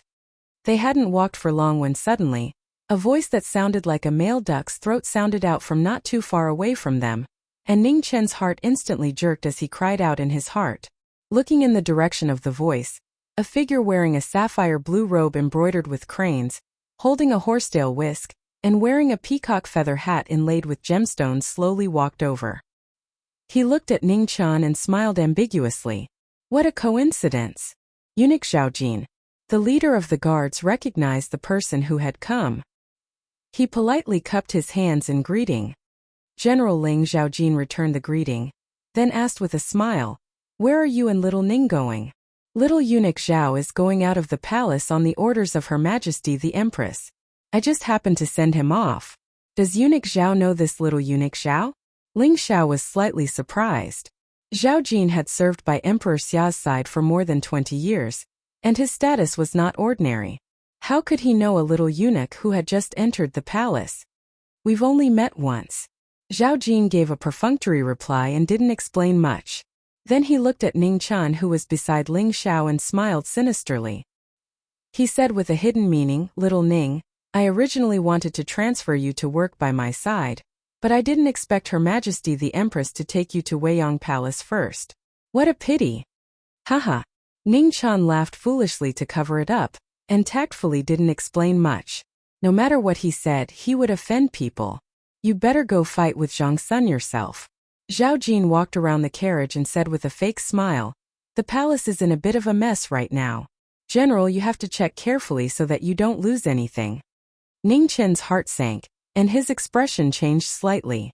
This damned old pervert. Ling Xiao looked at Ning Chen awkwardly. It was not good for them to ask about Weiyang Palace's affairs, but eunuch Zhao had already reminded him. If he still didn't check, it would be somewhat unreasonable. General Ling, do things according to the rules. However, please be careful, Ning Chen said in a low voice. Ling Xiao nodded and stepped forward to lift the curtain. Then he boarded the carriage and prepared to check. The carriage was filled with boxes, one on top of another. Ling Xiao opened the outermost box, and what entered his eyes were pieces of porcelain.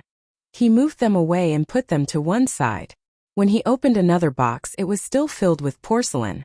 Ling Xiao had been in the palace for nearly 10 years and recognized that these were all commonly used items in the palace. They were exquisite, but in terms of value they could only be said to be so. There were so many treasures in Weiyang Palace. Any one of them was not something this carriage of porcelain could compare to. If it was stolen, the gains would not make up for the losses. General, be careful. Just as Ling Xiao moved a box that had been checked to one side, Ning Chen's expression changed and he shouted. Immediately there was a series of crackling sounds. The entire box of porcelain was revealed from the bottom of the box and fell into the carriage, shattering into pieces. Panic appeared in Ning Chen's eyes as he said anxiously, I forgot to tell the general that the boxes below are quite old. Her Majesty the Empress said in a hurry that she wouldn't check them again once we have the token. It's not a problem. I was anxious and forgot about it. Ling Xiao's expression was also ugly. Although it was not some rare treasure that was broken, it was still something from Weiyang Palace. Moreover, the Empress had said in a hurry, it must be important. Thinking of this, Ling Xiao looked at Zhao Jin with an unkind expression. It was all this damned old eunuch's fault. If it was not for this old fellow being so meddlesome, he would not have made such a big mistake. Below the carriage, Ning Chen sighed softly and said with a bitter face, General, you should check quickly so that I can finish my task quickly and ask for forgiveness from Her Majesty the Empress. Hearing that Ning Chen didn't intend to push all the blame onto him, Ling Xiao's impression of the former instantly improved. Comparing it to Zhao Jin, who was watching from the side, there was no need to think about who could be trusted and who couldn't be trusted. Thinking of this, Ling Xiao jumped down from the carriage and said seriously, there's no need to check. Little eunuch, quickly leave the palace. Don't delay Her Majesty the Empress's task. If Her Majesty blames you for breaking things, Ling Xiao will definitely bear the responsibility with little eunuch. Thank you, General. Ning Chen's face showed gratitude, but he felt a little guilty in his heart. This Ling Xiao was so righteous. Was it bad for him to trick him like this? Of course, this feeling of guilt only lasted for a moment before it disappeared without a trace. Buddha said, if I don't go to hell, who will? Unfortunately, he had always believed that if he did not go to hell, others would go to hell. Moreover, a little eunuch ran away from the palace. Even if it was found out, it was not a big mistake. It was still far from going to hell.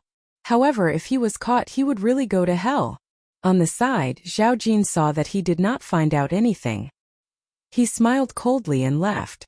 His arrogant attitude really made people unhappy. Ning Chen thought in his heart and could roughly guess the reason. He and Zhao Jin had only met twice. They did not have any grudges. When they met for the first time, Zhao Jin even wanted to help him. When they met again today, his attitude was completely different. It was obvious that it was because of Zhang Sun. In the palace there were constant fights, both open and covert. It was important to choose a side. Now, it seemed that Zhao Jin was most likely on the West Palace's side. That was why he showed hostility to him when he came out of Zhangsun Palace. Unfortunately, if he was not in a hurry to leave the palace, he really wanted to stay and teach this old man a lesson.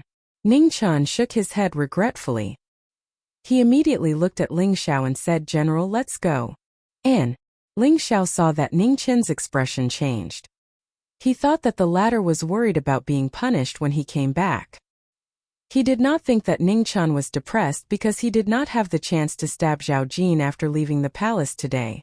Perhaps even Ning Chen himself did not notice that in these few days in Weiyang Palace, whether it was his actions or thoughts, intentionally or unintentionally, he judged from Zhang Sun's point of view. Even if he did not admit it and blamed Zhang Sun for everything, he could not lie about his inner feelings. Ning Chan seemed to leave in a carefree and unrestrained manner. However, in his heart he had never truly let go. The journey out of the palace was quite smooth.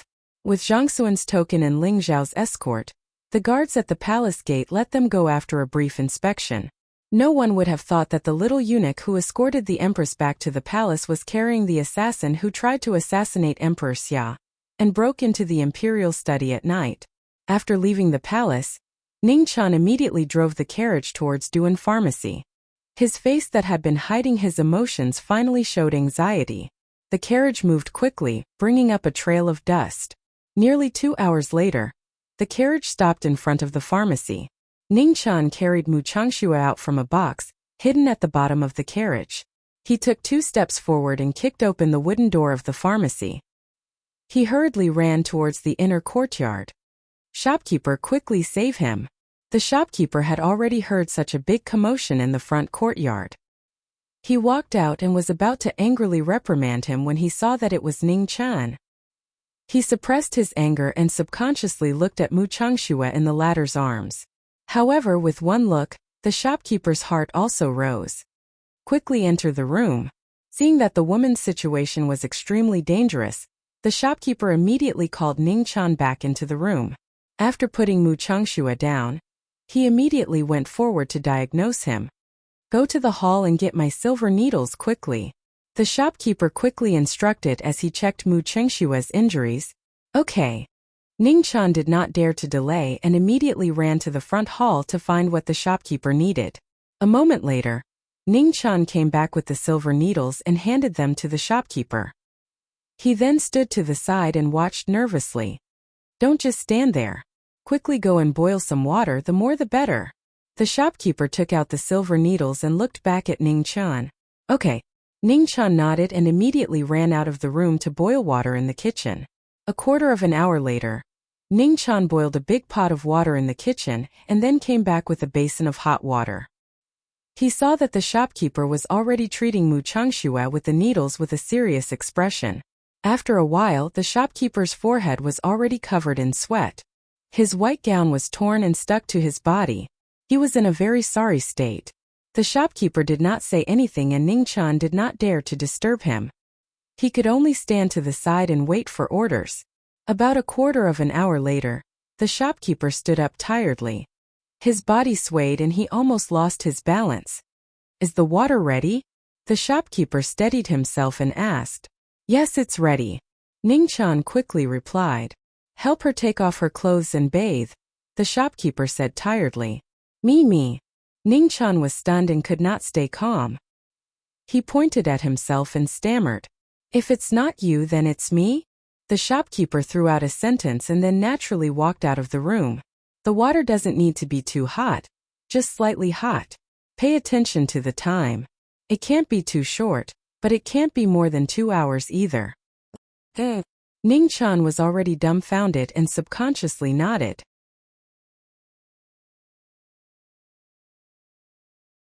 Chapter 14. In the inner courtyard of Duan Pharmacy, Ning Chan was busy for half a day. He looked at the bathtub filled with hot water, and then looked at Mu Changxue on the bed. Should he take it off or not? I can't get over my conscience. Ning Chan touched his heart and found that he still felt guilty. This proved that he was not a heartless person. However, there was a reason for this. Could he not care about trifles? Ning Chan tried to convince himself. He reached out his hand but then retracted it. He suddenly remembered that women in this era were quite conservative. Even if there was a reason for him to do this, it did not seem appropriate. Shopkeeper, you've killed me. Ning Chan complained in his heart. He stared at Mu Changxue for a while and finally sighed. He made up his mind. If I don't go to hell, who will? Ning Chan made up his mind and carefully walked to the bed. He carefully looked at Mu Changxue and confirmed that she would not wake up anytime soon. Only then did he feel relieved and reached out to take off her clothes. Suddenly Mu Changxue softly moaned and her delicate body moved. Ning Chan was so scared that he immediately retracted his hand. This is too scary. Ning Chen's face was gloomy. This great aunt was a ruthless person who even dared to assassinate the Xia emperor. If she woke up and found out something, he would probably have to enter the palace and become a eunuch. With a ripping sound, Ning Chan tore a piece of cloth from his clothes and covered his eyes. He could not help but sigh in his heart. I'm really a gentleman. After covering his eyes, he really could not see anything. Ning Chan sighed and felt a little regretful at the same time. There was a famous saying, men, another name for you is beast. Ning Chan did not know if he was considerate, but he was really good at taking off people's clothes. Moreover, Mu Chengshua's clothes were not too hard to take off. He was able to do it quickly and easily. However, whether there was any accidental physical contact during this period of time was purely up to his conscience. Of course, even if there was, he would not admit it. After a while, Ning Chan carefully carried Mu Chengshua into the bathtub. Only then did he remove the cloth from his eyes. Then, he looked at his hands and smiled foolishly. He would not wash his hands for the next 2 days. The rest of the things were much easier. Ning Chan waited beside the bathtub. Every 15 minutes he would add some hot water into the bathtub. During this time he just sat there foolishly waiting. Suddenly in the tub Mu Chengshua uttered a painful groan. Following this, he spat out a mouthful of blood, which dyed the water in front of him red. Mu Chengshua. Ning Chan rushed forward but was stopped by Mu Chengshua, who was still half awake. No. Mu Chengshua let out a long groan that was even more painful than before. Water splashed all over his body. His long hair fluttered, and the zhun-qi in his body spread out. Instantly, the tables and chairs around him were sent flying, and broken wood scattered everywhere. Even Ning Chan, who was not far from him, was sent flying. With a bang, Ning Chan crashed into the wall and fell to the ground. Soon after, he vomited a mouthful of blood. It was obvious that he had suffered serious internal injuries. Truly, if you don't seek death, you won't die. Ning Chan struggled to get up. He wiped the blood from the corner of his mouth and hurried to check on Mu Chengshua's condition. In his half-conscious state, Mu Chengshua glanced at Ning Chan, but before he could say anything, he fainted once again. Ning Chan was shocked. He stretched out his hand to feel the pulse on the former's neck. When he found that the latter's heartbeat was still there, he immediately let out a sigh of relief. After taking a closer look, Ning Chan found that Mu Chengshua's complexion was much better than before. This damn shopkeeper, why didn't he tell me earlier? It hurts so much. Seeing that Mu Chengshua was fine, Ning Chan finally recovered. His whole body was in so much pain that he gritted his teeth. It had only been a few days, but the amount of blood he had lost and vomited was almost equal to the amount he had lost in his previous life. If this continued, he would bleed to death before Zhang Sun caught him and chopped him up. Although he was mumbling, Ning Chan still covered his eyes again and pulled Mu Chengshua out of the water. After wiping his body dry, he carried Mu Chengshua back to the bed and covered him with a blanket. Only then did he untie the blindfold. Looking at the undulating curves of the blanket, Ning Chan sighed. When he first met her, he had guessed correctly. How could a woman be so flat? Drip. At this moment, Ning Chan suddenly felt his nose warm. Drops of blood flowed out and slid down his clothes to his chest. It was very dazzling. Ning Chen's face turned red. After thinking for a moment, he felt that he should go to the shopkeeper. He felt that he couldn't be so useless. He must have suffered internal injuries. After a while in the shopkeeper's room, Ning Chan nervously looked at the shopkeeper, who was checking his pulse. He was afraid that the latter would say something like his internal organs were injured and there was no cure. It's nothing serious. Just take 2 sets of medicine. The shopkeeper calmly withdrew his hand and said. Ning Chan secretly sighed in relief. Fortunately, he remembered that he had a nosebleed for no reason. He still worriedly asked, "Are you really okay? I also had a nosebleed just now." Hearing this, the shopkeeper calmly glanced at Ning Chan and said, "It's normal for young people to have excessive liver heat. If you care, I can give you another set of medicine to reduce liver heat." Cough cough, it's different. No need. Ning Chan was embarrassed. He hurriedly coughed to cover it up and refused. "Brother Ning, didn't you already go back to the palace with the empress?" "Why?" The shopkeeper paused. He didn't know if he could say this. After all, it was a matter of the palace. He couldn't ask too much. Ning Chan smiled awkwardly. He didn't want to lie, but he couldn't tell the truth either. He could only smile foolishly. Seeing that Ning Chan was in a difficult position, the shopkeeper didn't force him. He said straightforwardly, "Since Brother Ning doesn't want to say more, I won't force you.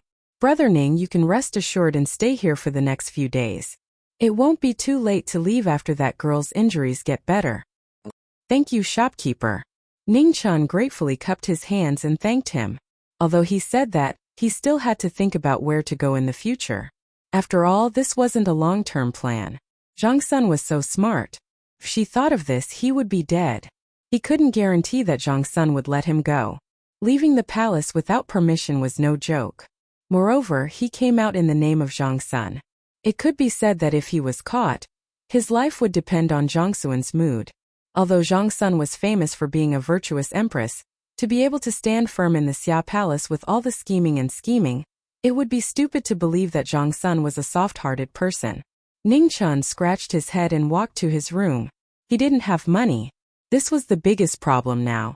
In order to leave the palace today, he didn't dare to bring anything valuable except for Zhang Sun's jade pendant. However, he didn't dare to sell it even if he was beaten to death. Opening the door with a creak, Ning Chan walked to the bedside and took a stool to sit down. He stared blankly at Mu Changxue on the bed. This ancestor woke up and was most likely going to leave. Should he sacrifice his face and beg her to take him with her? Thinking of this, Ning Chan couldn't help but be stunned. He suddenly realized that he didn't know anything about Mu Changxue except for her name. He didn't even know if her name was real or fake. Ning Chan instantly felt that he was a fool. For the sake of a woman of unknown origin, he had almost lost his life. Moreover, whether or not he would be able to keep his life in the future was another matter. "I've been obsessed." Ning Chan sighed softly. As expected, men shouldn't make promises too easily. People could really die. Ning Chan spent half the night thinking about random things. Unknowingly, he leaned against the bed and fell asleep. Master Zhang went to the front hall early in the morning and didn't come to disturb him. Ning Chan only woke up in a daze when the morning sun was a little dazzling. When he opened his eyes, he saw a pair of bright eyes staring at him. He didn't react and raised his hand to greet morning. Before he finished his words, Ning Chan stood up with a swoosh. His back was sweating like rain. He unconsciously took 2 steps back and laughed dryly. "You're awake." Mu Chengshua's expression didn't change. She nodded and said calmly, "Can you leave for a moment? I want to change my clothes." Of course. Ning Chan turned around and left. He was nervous. Although he was trying to save someone, he still didn't do it properly. This era was too harsh on women. What he did was to destroy someone's innocence. Mu Chengshua's calmness made him feel a little uneasy. Maybe he was thinking too much. He had only been in this world for a few days, but he had experienced a lot. Thinking about it carefully, he still felt like he was in a dream. It was too unreal. This kind of unreal feeling made him feel like he was just in a dream.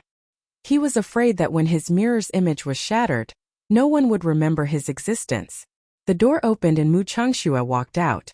Her face was a little pale, but it couldn't hide her moving beauty. "Thank you." Mu Changxue said it calmly, but it made Ning Chen's heart feel heavy. In the silent atmosphere, the two didn't know what to say. They both had their own thoughts and couldn't speak. "I'm leaving." After a long time, Mu Changxue softly said, "So fast." Ning Chan was startled. He raised his head and looked at the former's beautiful face. "I've been out for a long time. It's time to go back." Mu Changxue looked deeply at Ning Chan, but her tone was firm. Today, Ning Chan felt an indescribable irritation. He couldn't suppress it, as if he was about to lose something very important. "Yes." Mu Changxue nodded. His expression and tone were as calm as usual, and no one could see the slightest ripple in his expression. Then I wish you a safe journey. If fate wills it, we'll meet again." Ning Chan smiled and pretended to be at ease. Mu Changxue sighed in her heart. She also wanted to say if fate wills it, we'll meet again. She opened her mouth, but in the end she couldn't say it. She flipped her hand and a golden piece of paper appeared. She immediately handed it to Ning Chan and said, "This is for you. Don't let anyone know about it." "What is it for?" Ning Chan took the paper and looked at the small words on it. He curiously asked.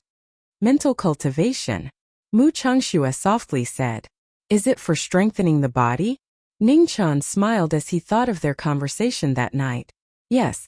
Mu Chengshua's beautiful face also revealed a smile as she nodded. Remember to take care of yourself. Don't do anything stupid. Ningqian couldn't be at ease as they were about to leave. Yes. Mu Chengshua obediently nodded. Her expression also softened. Since we're about to leave, let's hug. Ningqian didn't want the atmosphere to be too heavy. He stretched out his arms and joked. Mu Chengshua was slightly startled, but she didn't avoid it. She let Ningqian hug her. You must be good. Feeling the soft and fragrant body in his arms, Ningqian's arms unconsciously tightened, as if he wanted to keep this feeling in his heart forever. Mu Chengshua still left. The last bit of warmth in his arms disappeared along with the gentle breeze. Ningqian's heart ached, so much so that he couldn't speak. The golden piece of paper in his hand still had some bloodstains. Ningqian wasn't stupid. He naturally knew where this mental cultivation method came from. For an unintentional joke, Mu Chengshua risked her life to break into Emperor Xia's imperial study at night. She was really stupid. Until the end, he still didn't know anything about her.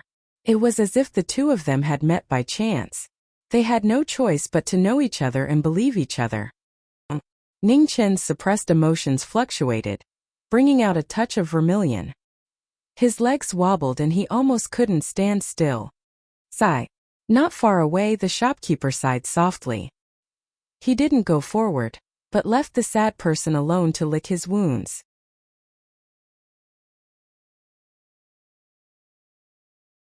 Chapter 15. Half a day later, Ningqian also bid farewell to the shopkeeper. Before leaving, the shopkeeper gave him a small silver ingot as travel expenses.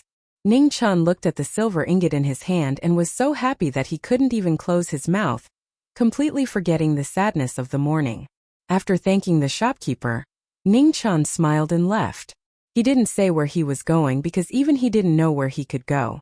In order to avoid being caught by Zhang Sun, leaving the imperial city was the best choice. After weighing the pros and cons, Ningqian finally made his decision. But before that, he had to go to the Lingyan pavilion to pay off the money for 2 cups of tea. The bustling streets were filled with hawkers. This was the first time Ningqian was in the mood to walk around. He was curious about this and that was rare. It seemed that it wasn't a bad idea to cross over. Once he left the city, he could start a small business, marry a gentle girl, and have a few children. As long as he wasn't caught by Zhang Sun, his life would be beautiful. Just as Ningqian was fantasizing about his beautiful future, at the end of the street, a bell suddenly sounded. Amidst the sound of horse hooves, a group of people dressed in gorgeous but somewhat strange clothes came from not far away. The people in front all moved aside to avoid blocking the road. The envoy of True Extreme Nation is so ostentatious. The crowd was in a heated discussion. Most of them were indignant. Clearly, they didn't have a good impression of the envoy of True Extreme Nation. Ningqian more or less had some understanding of True Extreme Nation. True Extreme Nation was located in the northeast of Grand Xia. It didn't have a large territory, but it was full of shit. All day long, they shouted that they were number 1 in the world and constantly stirred up trouble. After the founding of Grand Xia, the 3rd generation of the Ming dynasty was fed up with it and directly sent troops to the northeast. However, in these years, Grand Xia had relaxed its policies toward True Extreme Nation due to its peaceful intentions. This made True Extreme Nation think that Grand Xia was weak and easy to bully. They provoked them again and again. Marquis, who was in charge of the northeast, had sent troops more than once, but he was forcefully suppressed by the current Xia emperor. Ningqian stood in the crowd and looked at the envoy on the carriage. He raised his right hand and fiercely gave him the middle finger. He also casually asked about the latter's family. After this short disturbance, Ningqian collected his emotions and continued to walk toward the Lingyan pavilion. As for the envoy, let Zhang Sun and the others have a headache. In front of the Lingyan pavilion, it was still as deserted as it was yesterday. However, this was also normal. When he arrived, it was already close to noon. At this time, who would still stay in the brothel? Ningqian walked over and stared at the luxurious hall. He saw a woman in white sitting there quietly, as though she was waiting for him to come. "Sir, you've come." Once Ningchan walked in, Yuhani stood up and smiled. I'm here to return the money. Although one would not slap a smiling face, especially when facing a charming girl, the disgust in his heart made Ningchan unable to smile. He slapped the one tael of silver he had exchanged on the table and arrogantly said, "Keep the change." Then he turned around and left. "Young master, please wait." Yuhani reached out to block Ningchan's path, still smiling. Ningchan frowned. 2 cups of tea for 1 tael of silver, that's enough. Yuhani faintly smiled and said, "Young master really is forgetful. 2 cups of tea would be enough, but the table, chairs, and tea set that young master broke is far more than that." Ningchan stared blankly and immediately felt a bit guilty. He really had neglected this matter. Looking at Ningchan's expression, Yuhani felt very relieved and continued, "Young master may not know, but the tables and chairs in Lingyan Pavilion are all made from the best sky phoebe wood. And the tea set is also made by a famous master in the imperial city. This little girl has already calculated for young master. Excluding the money you just paid for the tea, young master is still missing 110 taels of silver. But since young master came to return the money so quickly, I'll give young master a round number. 100 taels will be enough." 100 taels. Ningchan stretched out a finger and stammered. Yuhani nodded and smiled even more charmingly. "Who told you to be arrogant? Who told you to be savage?" Ningchan trembled as he took out all of his belongings and stammered, "But I only have less than 4 taels of silver left." The shopkeeper had given him a small silver ingot worth 5 taels. He had bought a sesame seed cake and spent 2 copper coins, leaving the rest here.